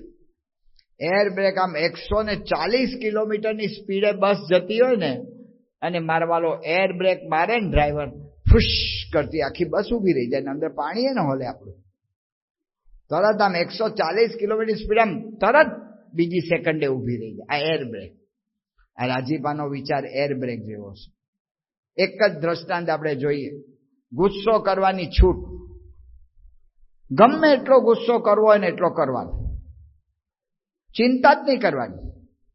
ગુસ્સો કરો, ગુસ્સો જેટલો તમને મનમાં સૂઝે ને એટલો કરો. પણ કઈ રીતે ગુસ્સો કરવાનો? કે પ્રમુખ સ્વામી મહારાજ ને મહંત સ્વામી મહારાજ રાજી થાય ને એવી રીતે ગુસ્સો કરવાનો. હવે મહંત સ્વામી મહારાજ રાજી થાય એવી રીતે ગુસ્સો કરવો હોય તો શું કરવું પડે? હાથ જોડવા પડે. હાથ જોડીએ તો ગુસ્સો ના થાય. જો એર બ્રેક, તરત જ સ્વભાવ ઉપર કાબુ આવી જાય છે. એર બ્રેક ગમે તેવો હોય ને, એર બ્રેક કાબુ આવી જાય. સવારે જ કથામાં વાત કરી હતી, રીશુબા જેવો ખુખાર માણસ અને એક વખત એના સંબંધીજનને ધમાલમાં મૃત્યુ થયું ને રીશુબા કુહાડીને રાઇફલ લઈને ગયા હતા, આજે પૂરા જ કરી દઉં. એના બે વડીલોએ રીશુબાને બે બાવડાથી એને બે બાજુના હાથ પકડ્યા. રીશુબા વશમાં જ ના દે, જવા દો મને. સમજાવે બાપુ રવા દો, રવા દો. ના, મને જવા દો. એક વડીલ ખાલી એટલું બોલ્યા કે બાપુ, પ્રમુખ સ્વામી મહારાજ આગળ તમે નિયમ લીધો છે. એક જ વાક્ય.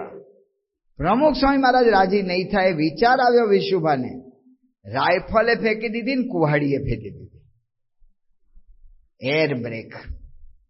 સ્વભાવને વશ કરવા માટે આ મોટામાં મોટું સાધન છે. એટલે માટે પૂછે ડોક્ટર સ્વામી આપણને કહે છે આ વાતનું બોરિંગ કરો. મારે તો કેવળ એક મહંત સ્વામી મહારાજને, ડોક્ટર સ્વામી તો આખા ગુરુ પરંપરા બધા નામ બોલે છે, આપણે અત્યારે એક જ કહીએ છીએ, મહંત સ્વામી મહારાજને જ કેવળ રાજી જ કરવા જ છે, કરવા જ છે ને કરવા જ છે. મારા જીવનનું ધ્યેય શું છે? આ મનુષ્ય દેહ મને આટલો સારો મળ્યો અને જો આ કાગડા કૂતરાની જેમ જ જીવવું હોય તો શું જીવ્યાનો અર્થ છે? મારે વિશિષ્ટ જીવન જીવવું છે. અને વિશિષ્ટ શું છે? ભગવાનને સંતની પ્રસન્નતા. એ જ. બીજું આ લોકમાં ગમે એટલા મોટા કામ કર્યા હોય ને, ગમે એવા મોટા બધા રાજકારણી હોય કે સમાજ સુધારક હોય કે મોટા પૈસાદાર માણસો હોય, દરેકના જીવનમાં આ તો ઇતિહાસ આપણને બતાવે છે કે દરેક નિરાશ હતાશ થયા છે, કોઈ સુખી થઈ શક્યા નથી. અને જેણે ભગવાનને રાજી કર્યા, ભલે કશું નહોતું, મીરાબાઈ પાસે કે નરસિંહ મહેતા પાસે કે આપણા મહારાજના વખતના ભક્તો જોઈએ કે પરમહંસો, પણ આનંદ આનંદ આનંદ. આજ અમૃત તણા મેહુલા વરસિયા, ભવતણી ભાવટ આજ ભાંગી, આજ મુક્તાનંદ અધિક સુખ ઉપજ્યું, તમસંગ શ્યામ દ્રઢ લગ્ની લાગી. મારા જીવનનો ધ્યેય તમને રાજી કરવા, તો મને આનંદના મેહુલા, આનંદના વરસાદનો મને અનુભવ થાય. આ એર બ્રેક્સ આ કરીએ ને નિશ્ચિંત થઈ જવાય. પ્રમુખ સ્વામી મહારાજ અટલાદરામાં બિરાજમાન હતા. રાતના લગભગ 11:15 સમય હતો. પૂજ્ય વિવેક સાગર સ્વામી આવ્યા. બાપા ઢોલિયા પર બિરાજમાન થઈ ગયા હતા અને પગ લંબાવી દીધા હતા. હવે આમ આડા જ પડવાનું હતું ને પૂજ્ય વિવેક સાગર સ્વામી આવ્યા કે બાપા, હમણાં જ લંડનથી ફોન આવ્યો અને એમાં વાત કરી છે કે આજે આપણા હેરોમાં જે જમીન લીધી હતી આપણે, એનો જે કેસ ચાલતો હતો, એનો ચુકાદો આવી ગયો કે કેસમાં આપણે હારી ગયા છીએ. હવે કોઈ પણ સંજોગોમાં હેરોમાં આપણે મંદિર નહીં કરી શકીએ. કેટલો આપણે હેરો સારા એરિયામાં કેટલો પ્રયત્ન કર્યો હતો, જમીન લીધી, જમીનની અંદર એક સ્કૂલનું જિમ્નેશિયમ હતું, તો એ જિમ્નેશિયમ બદલાવ્યું સ્કૂલ વાળાને કહીને અને એને બીજી જગ્યાએ કરી આપ્યું. એ જમીન ઉપર કેસ થયો તો વકીલોની ફી ચૂકવી, આ કર્યું તે કર્યું. ત્યાંના લોકોએ બધાએ સહીઓ કરી કે અમારે આ મંદિર નથી બાંધવું અહીંયા, કારણ કે એ વખતે કંઈક અમેરિકામાં આચાર્ય રજનીશનું કંઈક પ્રકરણ થયું હતું, એટલે આ લોકોને એમ કે આ લોકો એવા જ છે એમ કરીને આપણા વિરુદ્ધમાં પડી ગયા અને બધાએ સહીઓ કરી. તો હરિભક્તો એનાથી ડબલ સહીઓ કરીને આપી કે અમારે મંદિર અહીં કરવું જ છે. આવા કેટલા પ્રયત્ન કર્યા, બધા પ્રયત્ન પર પાણી ફરી વળ્યું. આઘાત લાગે એવા સમાચાર. એના કરતા વધારે આઘાત શું લાગે કે લોકો મારા વાલા બોલી જાય, કેમ તમારે ભગવાન પ્રગટ છે ને શું થયું ભાઈ, એમાં આપણને બધી ટીકા નિંદા કરી જાય. આવા સંજોગોમાં પ્રમુખ સ્વામી મહારાજ સ્વામી બોલ્યા કે આપણે મહારાજને રાજી કરવા 125% પ્રયત્ન કર્યા, પણ મહારાજને આપણી વધુ સેવા લેવી હશે એટલે આપણે વધુ સેવા કરવાની, એમ કરીને રજાઈ ખેંચતા ખેંચતા સ્વામી સૂઈ ગયા. વિવેક સાગર સ્વામી સુવા ગયા. 1.5-2 કલાક પડખાટ ફર્યા કરે, ઊંઘ ના આવે. કેમ આવું થયું આપણને? જાગી ગયા, અરે ઊભા થઈ ગયા કે સ્વામીને તો કેટલું ભારે પડતું હશે. પ્રમુખ સ્વામી મહારાજના દર્શન કરવા ગયા, રૂમમાં ગયા.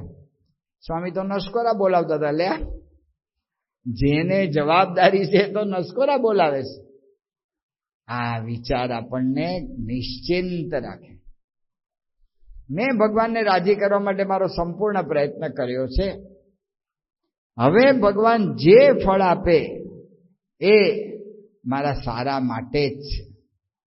આ એક વિચાર જો ઘૂસી જાય તો મધ્યના 11મા વચનામૃતમાં મહારાજ કહે છે, કર્મ માત્ર ભક્તિરૂપ થઈ જાય. કર્મ માત્ર ભક્તિરૂપ. આમયો એન ભૂતાનામ જાયતે યસ્ય સુવ્રત તદેવ યાવયમ દ્રવ્યમ ન પુનાતિ ચિકિત્સિતમ એવમ નૃણામ ક્રિયા યોગા સર્વે સંસ્કૃતિ હેતવ તએવ આત્મવિનાશાય કલ્પંતે કલ્પિતા પરા. આપણે જે કંઈ કર્મ કરીએ છીએ, ધંધો ચલાવીએ, વેપાર કરીએ કે કુટુંબમાં રહીએ અને દીકરાને બધાની ઉપર મમત્વ રાખીએ કે પત્નીને વિશે મમત્વ રાખીએ, આ બધા જ કર્મ આપણા જન્મ મરણ કરે એવા છે. બધા જ કર્મ. પણ બધા જ કર્મ ભક્તિરૂપ થઈ જાય, મહારાજ એવું કહ્યું. એટલે કેવી રીતે થાય? હું દુકાનમાં જાઉં અને હું વજનમાં જોખીને લોકોને આપું જે વસ્તુ, એ માળા તુલ્ય થાય? થાય જ નહીં. હું સગાવાલાને ઘેર મળવા જવું, સગાવાલાને, એ મારું કર્મ પ્રદક્ષિણા તુલ્ય થાય? હું ચાલુ એ ન થાય ભાઈ સાહેબ. મહારાજ કે છે થાય. કર્મ માત્ર ભક્તિરૂપ થઈ જાય, બધા જ કર્મ. કઈ રીતે? તો કયું? આમયો એન ભૂતાનામ જાયતે સુવ્રત. સંસ્કૃત શ્લોક છે, યોગી મહારાજ સરળતાથી સમજાવતા. જે રોગ ઘી ખાવાથી થયો હોય, કોઈ બ્રાહ્મણ ભાઈઓ ખોટું ના લગાડતા, પણ શ્રાદ્ધ પક્ષમાં ભાદરવામાં નાના ગામડાઓમાં બ્રાહ્મણનું એક જ કુટુંબ હોય અને બધાને ત્યાં સાધ સરાવા જવાનું હોય, એટલે એને રોજના 4-5 આમંત્રણ હોય. અમારા ગુરુ વિમલ શંકર હતા, એ કહેતા હતા કે હું રોજના 5-6 જગ્યાએ જમી આવું. મેં કહ્યું ગુરુ એટલું બધું કેવી રીતે જમાય? એ કે થોડું થોડું જમવાનું, પણ આપણે ના જઈએ ને તો દક્ષિણા જાય અને બીજો બામણ ઘૂસી જાય ગામમાં. એટલે કે છે કે આપણે છે ને જમી આવવું જ પડે. તે બ્રાહ્મણ ભાઈ શ્રાદ્ધ પક્ષમાં જમવા જાય, બધાને ઘેર ખીર બનાવે, દૂધપાક બનાવે, અને સ્વાદિયા હશે મારા જેવા. તે બધે 2-3 પથ્થર બધું દૂધપાક ને બધું પીધું, લાડુ બાડુ બધા ખાધા હારી પેઠે, અને ઝાડા થઈ ગયા. એટલા ઝાડા થઈ ગયા, જૂના જમાનાની વાત, બચારા પાદરથી ઘરે જ ના પહોંચી શકે, થોડી વારે જવું પડે.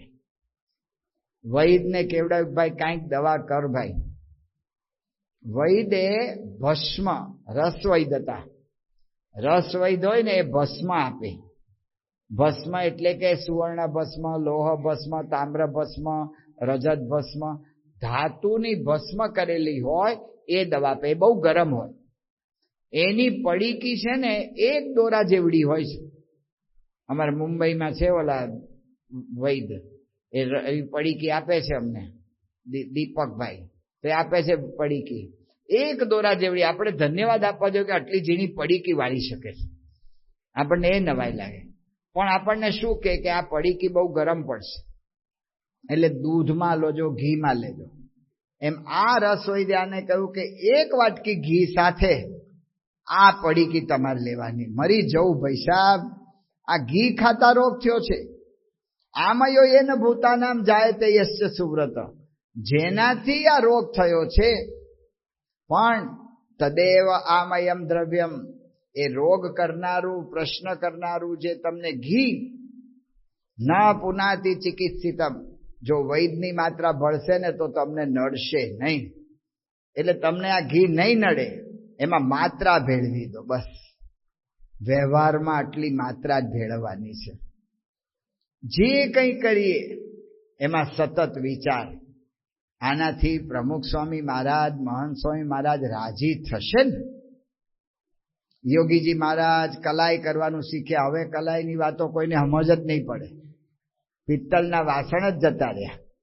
પેલા પિત્તળના વાસણ હતા, તે કલાઈ કરવી પડતી, ને કલાઈ કરવામાં બહુ ધ્યાન રાખવું પડે. તાપ સખત આપવો પડે ને એની અંદર ઓલું નવસાર કે જે કંઈ નાખે, કલાઈની ઓલી સળી ફેરવે, તરત પોતું ફેરવું પડે, નહીં તો જો ગાંઠા રહી જાય ને તો ત્યાં ચોંટે શાક કે દાળ. તો યોગી મહારાજ નવું કલાઈ કરતા શીખ્યા.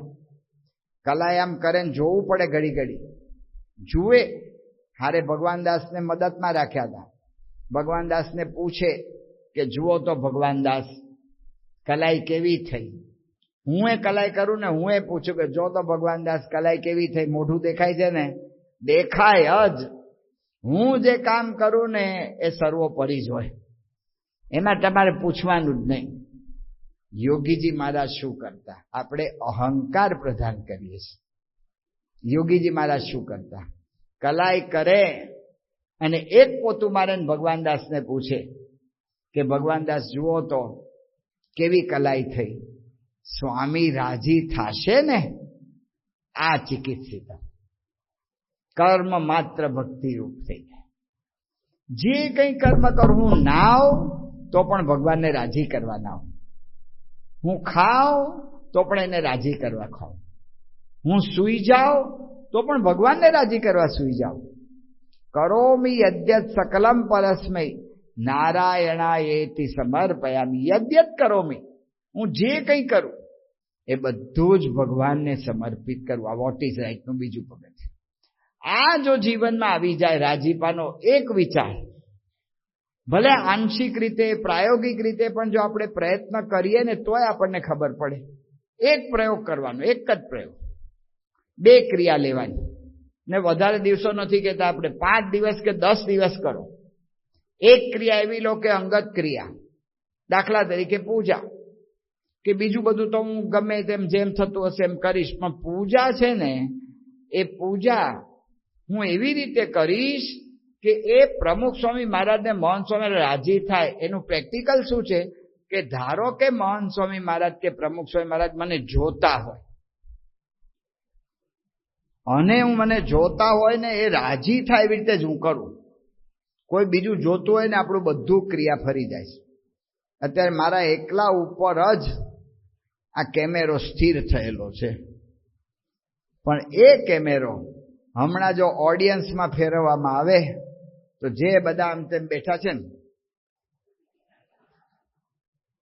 કોક જુએ ને બધા ટાઈટ થઈ જાય. તો આ તો સાક્ષાત ભગવાનના સંત જોઈ રહ્યા છે મને. મારી પૂજા એવી રીતે કરીશ, જો એની મેળે કોઈ પૂર્ણતા લાવવાના, એટલે કે પરફેક્શનના કોઈ પણ વિચાર વગર એની મેળે બધું પરફેક્ટ થવા મળશે એની મેળે. બીજી ક્રિયા એવી લેવાની કે કોઈ બીજા સાથે સંબંધિત હોય, દાખલા તરીકે બોલવાની ક્રિયા. બોલવાની ક્રિયા તો આખો દાડો બોલ કરવાનું, કેટલા માણસ મળવાનું, કેટલી વાર ધ્યાન રાખવું. એટલું બધું ધ્યાન રહે તો ધ્યાન ના રહી શકે તો કાંઈ વાંધો નહીં. એક જ વ્યક્તિને પકડવાની કે મારી પત્ની સાથે જ્યારે વાત કરીશ ત્યારે અનુસંધાન સાથે વાત કરીશ કે મારે મહંત સ્વામી મહારાજને રાજી થાય ને એવી રીતે બોલવાનું છે, અને મહંત સ્વામી મહારાજ મને જોઈ રહ્યા છે એવી રીતે હું ઘરમાં પત્ની સાથે વાત કરીશ. પ્રયોગ કરી જોવાનો. અઠવાડિયાની અંદર તમારી રસોઈનો સ્વાદ ન બદલાય તો કહેવા આવવાનું, થઈ જ જાય, સંબંધો સુધરી જ જાય. જો આ રહસ્ય છે, કેટલી સરળ વાત આપણને મળી છે. એટલે મહંત સ્વામી મહારાજ કહે છે vote is right, who is right ઉપર ના જવું, કોણ સાચું એની માથાકૂટમાં ના પડવું. હું સાચો છું કે સામેવાળો સાચો છે એમાં ના પડવું. વોટ ઇઝ રાઈટ, શું સાચું છે, શું કરવું જોઈએ અને કયો સિદ્ધાંત છે, એના પર જઈએ તો વાંધો ન આવે. તો એટલા માટે આ પારિવારિક એકતામાં આવા સત્સંગના સિદ્ધાંતો બધા સામાન્ય લાગે છે. આત્મવિચાર લઈએ, ભગવાનના કરતાપણાનો વિચાર લઈએ, પ્રાપ્તિનો વિચાર, જો સત્સંગના સિદ્ધાંતો જીવનમાં ઉતરે ને તો આ લોક ને પરલોક બે રીતે સુખ્યા રહેવાય છે. આ એવું નથી કે ખાલી ફક્ત આપણને આ સુખ એ ખાલી આપણને આધ્યાત્મિક જ થાય છે ને આપણું લૌકિક નથી થતું. લૌકિકમાં પણ એનાથી જ આનંદ આવે છે. એટલા માટે બીજો ઉપાય મહારાજ આપણને વાત કરે છે, મધ્યનું 47મું વચનામૃત. એમાં મહારાજે વાત કરી કે જે સંતની પાસે, અહીંયા સંત શબ્દ વાપર્યો છે, હું એની જગ્યાએ વ્યક્તિ શબ્દ વાપરું છું. સંત એટલે આપણે કેવળ સંત નહીં ગણવાનું, એટલા માટે વ્યક્તિ શબ્દ વાપરીએ છીએ. જે વ્યક્તિની પાસે 4 વ્યક્તિ રહેતી હોય એને મન દઈને માણસાઈએ રાખતા આવડતું હોય તો તેની પાસે તે વ્યક્તિઓ રાજીપે રહે, અને જેને માણસોને સાચવતા રાખતા આવડે નહીં તેની પાસે કોઈ માણસ રહે પણ નહીં. મધ્યનું 47, હું થોડું સુધારો કરીને હું બોલ્યો છું. મહારાજ કે છે તમારી સાથે જે વ્યક્તિઓ રહેતા હોય એની સાથે માણસાઈએ વર્તો. માણસાઈ શબ્દનો અર્થ આખા વચનામૃતમાં ક્યાંય નથી, પણ મધ્યનું 47મું વચનામૃત જો ઊંડાણપૂર્વક વાંચીએ તો એક વસ્તુ ખબર પડે છે. એનું ટાઇટલ છે કે પાતાળ સુધી પૃથ્વી ફાટ્યાનું. પણ માનવીય સંબંધોના વિચાર કરીએ આપણે એની અંદર તો એનું ટાઇટલ એવું રાખી શકાય કે રાખતા આવડ્યાનું ને રહેતા આવડ્યાનું. તમે કેવી રીતે તમારી સાથે માણસોને રાખી શકો પ્રેમ સાથે, એની યુક્તિ બતાવી છે. તમે કઈ રીતે ગમે એવો વિચિત્ર સ્વભાવવાળો માણસો એની હારે રહી શકો, એનો ઉપાય બતાવ્યો છે. તો ઉપાય વધારે રહેતા આવડ્યાનું છે, એટલે કે તમે વિષયમાં આસક્તિ જ ના રાખો તો તમે પ્રશ્ન નહીં થાય, એ મહારાજનો કહેવાનો ભાવ છે. પણ રાખતા કેવી રીતે આવડે, એને મહારાજ માણસાઈ કહે છે. એ માણસાઈની વ્યાખ્યા એ વચનામૃતનો અંત ભાગ વાંચીએ તો એમાં ખબર પડે છે. તો મહારાજ કહે છે કે કેવી રીતે રહેવું, તો મહારાજ પોતાનું દ્રષ્ટાંત આપે છે. જેમ અમારી મૂળજી બ્રહ્મચારી મહાત્મ્ય જાણીને સેવા કરે છે, તેમ અમે પણ બ્રહ્મચારીનું મહાત્મ્ય જાણીએ છીએ. જો આ અમારી મૂળજી બ્રહ્મચારી મહાત્મ્ય જાણીને સેવા કરે છે, તો અમે અમારા સેવકનો મહિમા સમજીએ છીએ. મહિમા, અરસપરસ મહિમા. માણસાઈ એટલે શું કે પહેલી વાત મહિમા સમજવી, અને પછી મહારાજ કહે છે કે મહિમા સમજીને શું કરવું, કે અન્ન વસ્ત્રે કરીને અને વાતે ચિત્તે કરીને એની સેવા કરવી. વાતે ચિત્તે કરીને એની સેવા કરવી. જેમ ગ્રહસ્થ અન્ન વસ્ત્રે આપણી સેવા કરે છે, તો મહારાજ કહે છે એની આપણે વાતે ચિત્તે સેવા કરવી. મહિમા સમજીને હું એની વાત સાંભળું, મહિમા સમજીને એનું મન પ્રસન્ન થાય એ કરું, સેવાની ભાવનાથી કરું. જો આ કરવાનું છે મહિમા. મહિમા પહેલા સમજવાનો, મહિમા સમજીને સેવાની ભાવના, અને સેવાની ભાવનાથી કરવાનું શું છે, જે વાત કરું ને ત્યારે સેવાની ભાવનાથી વાત કરું, મહિમા સમજીને કરું. એની વાત સાંભળું તો સેવાની ભાવનાથી સાંભળું, કે એ મને વાત કરવા આવ્યા છે તો મારે કંઈક એને કેવી રીતે મદદરૂપ થઈ શકાશે, એ રીતે સાંભળું. ચિત્તે કરીને પ્રસન્ન, કઈ રીતે એનું મન પ્રસન્ન થશે એનો વિચાર કરું. મહિમા સમજીને સેવાની ભાવનાથી એ નથી થતું. આપણે વાત કરી હતી, મહિમા સમજીને નથી થતું. એક હરિભક્તે મને વાત કરી હતી કે મારા પત્ની એ મને સત્સંગમાં આવે છે, મને કંઈક સેવા કરવાની હોય, એ બ્રાહ્મણ હતા, એટલે કે રસોઈ વગેરે કરવાની હોય તો એમાં મને મદદ કરે છે, પણ એ કોઈ દિવસ સંત આપણી સભામાં બેસતા નથી, તો મારે શું કરવું?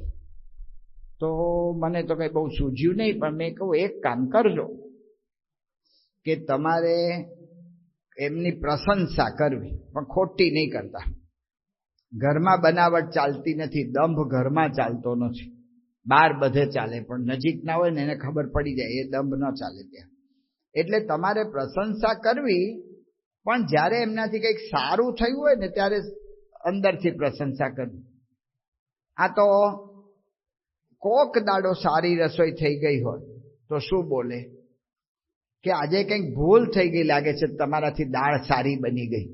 એટલે ભાઈ એક દાડો સારી બની તો એક દાડો તો વખાણ કરો, પણ વખાણમાં આપણે કંજૂસ છીએ. એ હરિભક્ત મને તો જ મેં કહ્યું ને પ્રશંસા કરવી, એ કે સ્વામી એ તો બનશે જ નહીં, એ તો બનશે જ નહીં, હવે શું કરવું? આપણે જે વાત કરી હતી ને, કદાચ મને લાગે મેં કરી દીધી.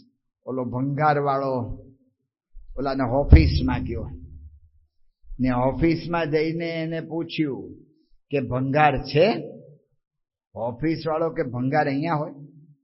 ભંગાર ઘરમાં પડ્યું હોય, તૂટલા ડબલા ડુબલી કંઈ પણ ઘરમાં ખુરશી બુરશી જે કંઈ તૂટ્યું બધું ભંગાર ઘરે પડ્યું હોય. એ કે હું તમારે ઘરે જઈને જ આવ્યો, તમારા પત્નીએ એવું કહ્યું કે ભંગાર ઓફિસમાં છે. હવે પતિ પત્નીને ભંગાર જાણે, પત્ની પતિને ભંગાર જાણે. હવે કેમનું ચાલે આ બધું? એટલે આની અંદર વિચાર કરવો પડે. 89માં પૂજ્ય ડોક્ટર સ્વામી સાથે અમેરિકા જવાનું થયું. પૂજ્ય ડોક્ટર સ્વામી પારિવારિક એકતાની આવી બધી વાતો કરે, કુટુંબની બધી. પછી એમનું પ્રવચન પતે એટલે એની પર ગોષ્ઠી કરવાની. તે ગોષ્ઠી કરવામાં ગ્રુપ ડિસ્કશન થાય.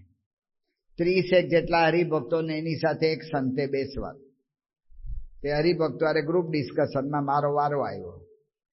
હરિભક્તોએ ફરિયાદ કરી કે સ્વામી અહીંયા અમારા છોકરા અહીંના વાતાવરણમાં અહીંના કલ્ચરમાં એવા થઈ ગયા છે ને ઘરમાં કોઈ કામ કરવા તૈયાર નથી. હવે આપણને તો કઈ ઉકેલ ના સૂઝે, પણ તોય મેં કહ્યું કે એક કામ કરો, તમે લોકો પણ કામ કરતા થઈ જાઓ. તો એ લોકો કામ કરશે ને એના માટે તમે લોકો શું કરો કે ઘરમાં વારા પાડો. જેમ અમારે સારંગપુરમાં 15 દિવસ ફૂલહાર, તો 15 દિવસ ચોગાન સફાઈ, તો 15 દિવસ આવી રીતે વાસણ ઉટકવાના, તો 15 દિવસ મા પૂજા કરવાની, એમ બધા વારા પડે છે.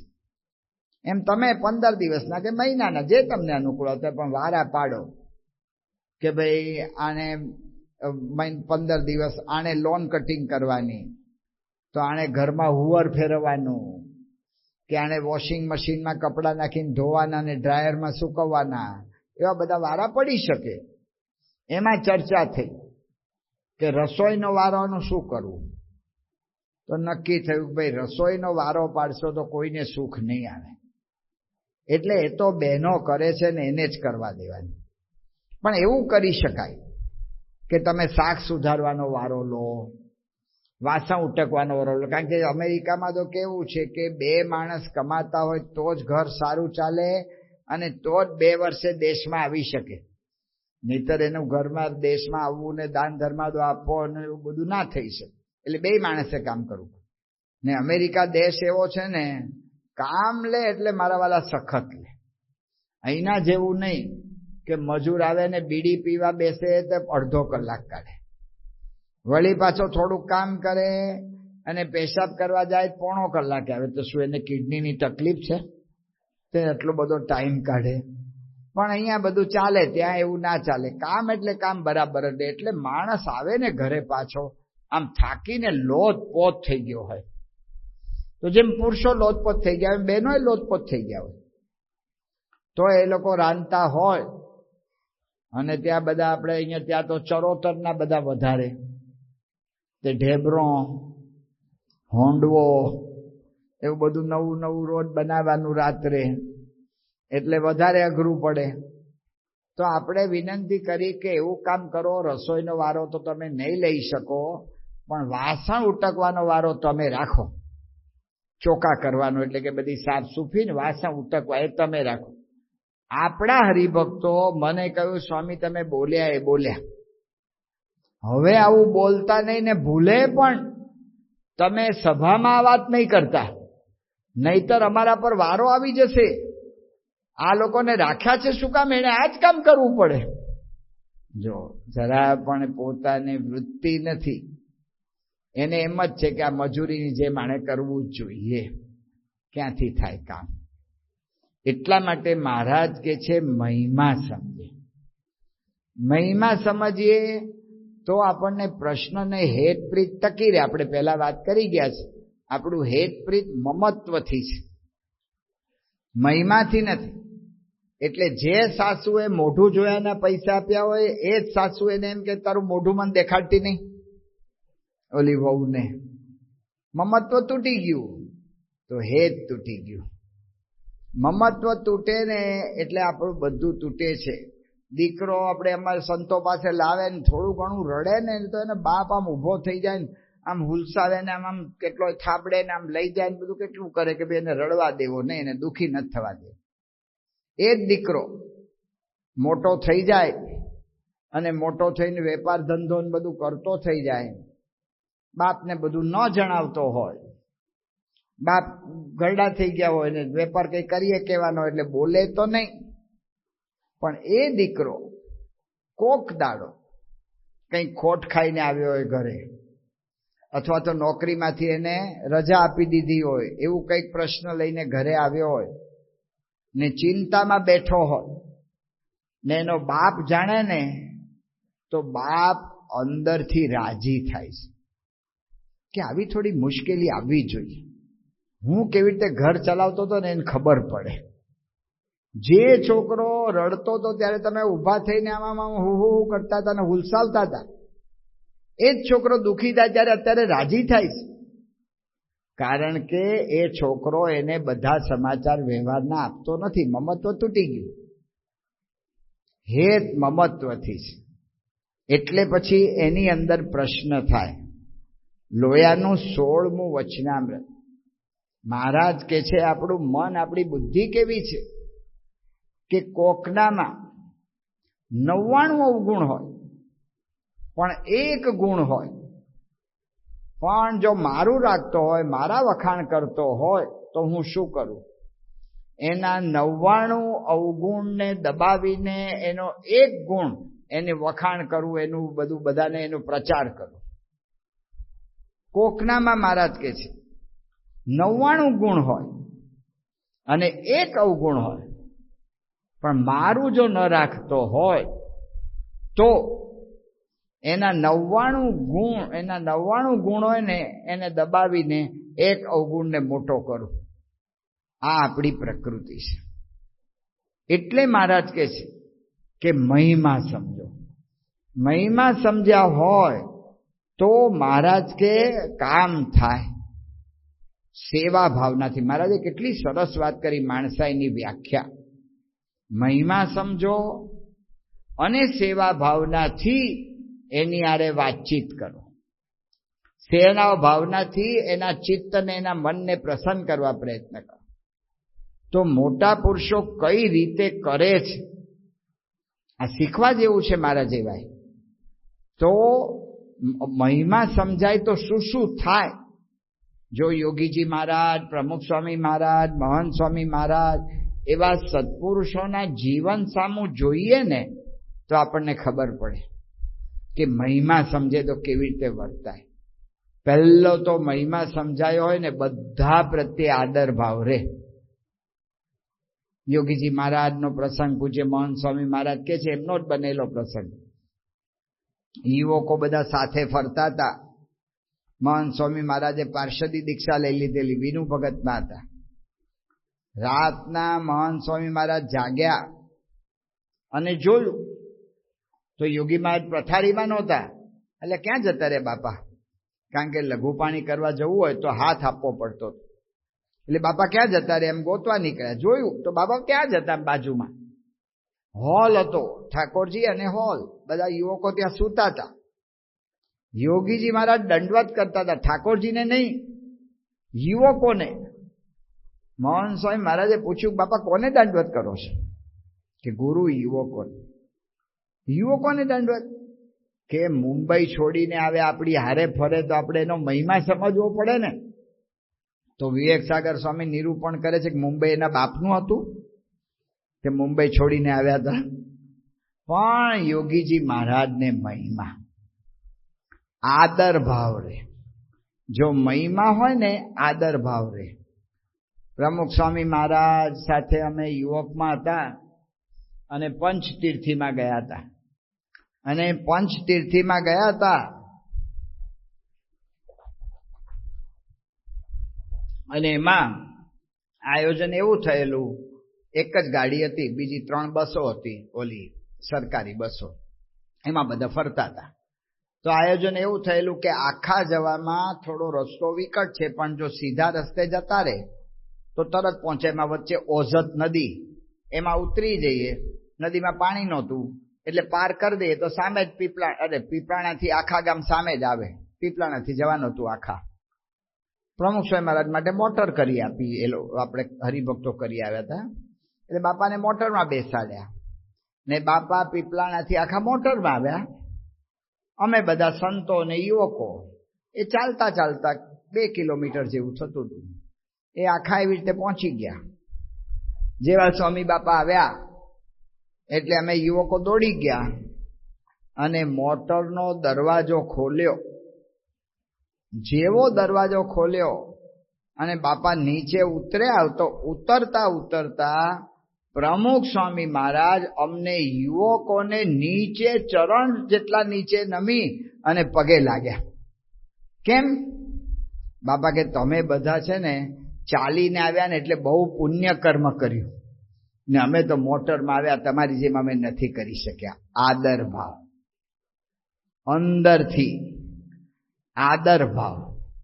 સ્વામી બાપાએ કહ્યું ને કે અક્ષરધામમાં કે તમને કરોડ દંડવત કરીએ તો પણ ઓછા છે. દિલ્હી અક્ષરધામ વખતે કહ્યું ને આજે મહંત સ્વામી મહારાજને આપણે જોઈએ છે. મહિમા આદરભાવ કેટલો! તો પ્રમુખ સ્વામી મહારાજ શતાબ્દી મહોત્સવ પૂરો થયો અને એ વખતે રાતના 11:15 જાન્યુઆરીએ પૂજ્ય ભદ્રેશ સ્વામીને મહંત સ્વામી મહારાજે બોલાવ્યા અને ભદ્રેશ સ્વામીને કહ્યું કે સ્વામીનો સમય બહુ અદ્ભુત થઈ ગયો, બધું સર્વોપરી થઈ ગયો, બધું જ કામ પતી ગયું, બધું સર્વોપરી થયું, પણ મારો એક સંકલ્પ રહી ગયો. એ કયો બાપા? કે મારે દરેકના ચરણની રજ લેવી હતી, એ નથી થયું. તો તમે એક કામ કરો, સ્વામીએ થોડા સ્થાન ગણાવ્યા હતા, એ બધા સ્થાન પ્રમુખ સ્વામીની મૂર્તિ, મંદિર એવું બધું ગણાવ્યું હતું, ત્યાંથી બધેથી ધૂળ એ અહીંયા લઈ આવો, મારે દરેકની રજ માથે ચડાવવી છે. ભદ્રેશ સ્વામી રાતના 12 વાગે મારી પાસે આવ્યા. એ કે સંતો આપો. મેં કહું પૈસા અત્યારે ક્યાંથી સંતો કાઢવા મારે? એ કે આપો મને, બાપાની આ ઈચ્છા છે, તો કાલે વાઇન્ડઅપ શરૂ થઈ જશે તો પછી રજ નહીં મળે, એટલે અત્યારે મારે રજ બધી ભેગી કરી લેવાની છે. એ બધી રજ લઈ ગયા. મેં ના પાડી હતી કે મહંત સ્વામી મહારાજને આપણે માથે ન ચડાવવા દેવી, એટલે આપણે આમ દેખાડી દેવાની ખાલી. તો દેખાડવા મૂકી, કોકને ડાયાબિટીસ હોય અને પછી એ બિચારાને બહુ ઈચ્છા થાય એટલે કે ભલે મને તમે આ રક્ષાબંધનમાં મિષ્ટાન ન આપો તો કાંઈ નહીં, પણ દેખાડો તો ખરા. એમ કરીને આપણે જલેબી, પેંડા, બરફી, ચોકલેટ ને બધું એના દર્શન કરાવીએ. હજી તો આપણે હા કે ના પાડીએ ને મારો વાલો ઝડપું નાખીને 1-2 ગૂંચડા મોઢામાં નાખી જ દે. એને આસક્તિ. મહંત સ્વામી મહારાજને રજ દેખાડીને આમ સ્વામીએ સીધી સ્પર્શ કરીને માથે આમ એટલું બધું ઘસ્યું. મહિમા. સ્વયંસેવકની સભા થઈ. સભાની અંદર સ્વામીએ કહ્યું કે મારા શરીરની અંદર હવે શક્તિ નથી રહી, એટલે હું દંડવત કરી શકતો નથી. તો સંતોને વાત કરો કે સંતો સ્વયંસેવકોને દંડવત કરે. અને જાહેરાત થઈ અને આપણે જોયું સ્ટેજ ઉપરથી પૂજ્ય કોઠારી સ્વામી, પૂજ્ય ત્યાગવલ્લભ સ્વામી, પૂજ્ય વિવેક સાગર સ્વામી, સદગુરુ સંતોએ સ્ટેજ પરથી ગ્રહસ્થોને દંડવત કર્યા. દંડવત આ ક્યારેય દેખાય નહીં. 81માં પ્રમુખ સ્વામી મહારાજ જમે ને એની સામે બધા હરિભક્તો જમે ને સ્વામી બાપાની સાથે બધા મહાત્માઓ જમતા હોય. એક વખત, અરે રોજ આપણે તો સ્વામી શીખવેલું જ હતું, હરિભક્તો વખતે તો આપણે બુફે હતું ને એને પતરાવડામાં જમાડતા હતા. તો જેવા હરિભક્તો જમી લે એટલે 2 ચોકી 2 સંતો ઉપાડે ને એક હરિભગત પાસે જઈને ચોકી ઓલી પતરાવડી ચોકીઓમાં મૂકે. ઓલા મહાત્માઓએ રોક્યા આપણને, गृहस्थ की जूठ उठाते हो, कभी भी ऐसा नहीं करना. गृहस्थ એટલે તો એ લોકો તુચ્છ જ સમજે. એનું એઠવાડ આપણે ઉપાડાય જ નહીં. એવા આ બધા બહારનું વાતાવરણ, એની અંદર મહંત સ્વામી મહારાજે કહ્યું સ્ત્રી ધનના ત્યાગી યુવાન સંતો એક હરિભગતને દંડવત કરે. મહિમા. આ ખાલી વિચાર કરવા માટે કહીએ છીએ. કેટલું અગત્યનું છે. આ કેમ પ્રશ્ન થાય છે? ક્યાં મહંત સ્વામી છે ને ક્યાં આપણે છીએ? આપણે ધ્યાન નથી આપતા એટલે પ્રશ્ન થાય છે કુટુંબમાં. મહંત સ્વામી મહારાજે વિચાર કર્યો કે સેવા કરી છે તો એને દંડવત કરવા, એની ચરણરજ માથે લેવી. ખાલી સ્વામીનો મહિમા સમજવા માટે જ આ વાત કરીએ છીએ. હવે વિચાર કરો કે આપણે ઘરે બહેનો સવારના પોરમાં ઉઠી જાય, એ પાણી ભરે, પછી રસોઈ કરે, વાસણ ઉટકે, કપડાં ધુએ, સાફ સૂફી કરે, ઝાપટ ઝૂપટ કરે, કોઈ હાજા માંદા હોય એની બધી સંભાળ લે. કોઈ વખત આપણને સંકલ્પ થયો? કયો સંકલ્પ? બધા હસે છે એટલે બધા સમજી ગયા. કોઈ દાડો આપણને સંકલ્પ થયો કે ચરણરજ લેવી છે? કેટલો હમ ટળ્યો હોય ત્યારે આ થાય એ સમજવા માટે આપણે આ વાત કરીએ છીએ. મેં આ વાત લંડનમાં કરી. એક હરિભક્ત મને મળવા આવ્યા કે સ્વામી અમે સભામાં આવીએ છીએ ને એ શાંતિ માટે આવીએ છીએ ને તમે છે ને ઘરમાં ઝઘડા ઊભા કરાવો છો. ત્યાં રોબિન્સવિલમાં કરી. એક હરિભગત મળવા આવ્યા કે સ્વામી હવે હું પગે લાગવા જઈશ ને તો એમ કહેશે કે તમે કઈ સામે તમે કઈ મહિમા નથી સમજતા, તો કીધું છે એટલે આવ્યા છો કે. સિનસિનાટીમાં આ વાત કરી. યુવક આવ્યો મારી પાસે, સ્વામી જો હજી આ વાત પૂરી થઈ, હજી આ વ્યક્તિગત દર્શન ચાલુ છે ને હું દર્શનની લાઈનમાં ઊભો છું અને જો મારે આ મેસેજ આવી ગયો એમ કરીને મેં મેસેજ વંચાવ્યો, ઘરે જલ્દી આવો, ચપ્પલ સાથે ચરણરજ તૈયાર છે. આ તો આપણે આનંદ માટે વાતો કરીએ છીએ, પણ આપણી હારે રહેતા હોય ને આપણું કામ બધું કરતા હોય તો પણ એના પ્રત્યે જરા પણ મહિમાનો વિચાર આપણને આવતો નથી. આ માણસાઈ જાય છે. આ એકતા આને લીધે તૂટે છે. જો મહિમાનો વિચાર હોય અને એ રીતે વર્તાતું હોય તો મહારાજ કે છે એકતા તૂટે જ નહીં. એની બીજી કેટલીક વાતો આવતીકાલે કરીશું. શ્રી સ્વામિનારાયણ ભગવાનની જય.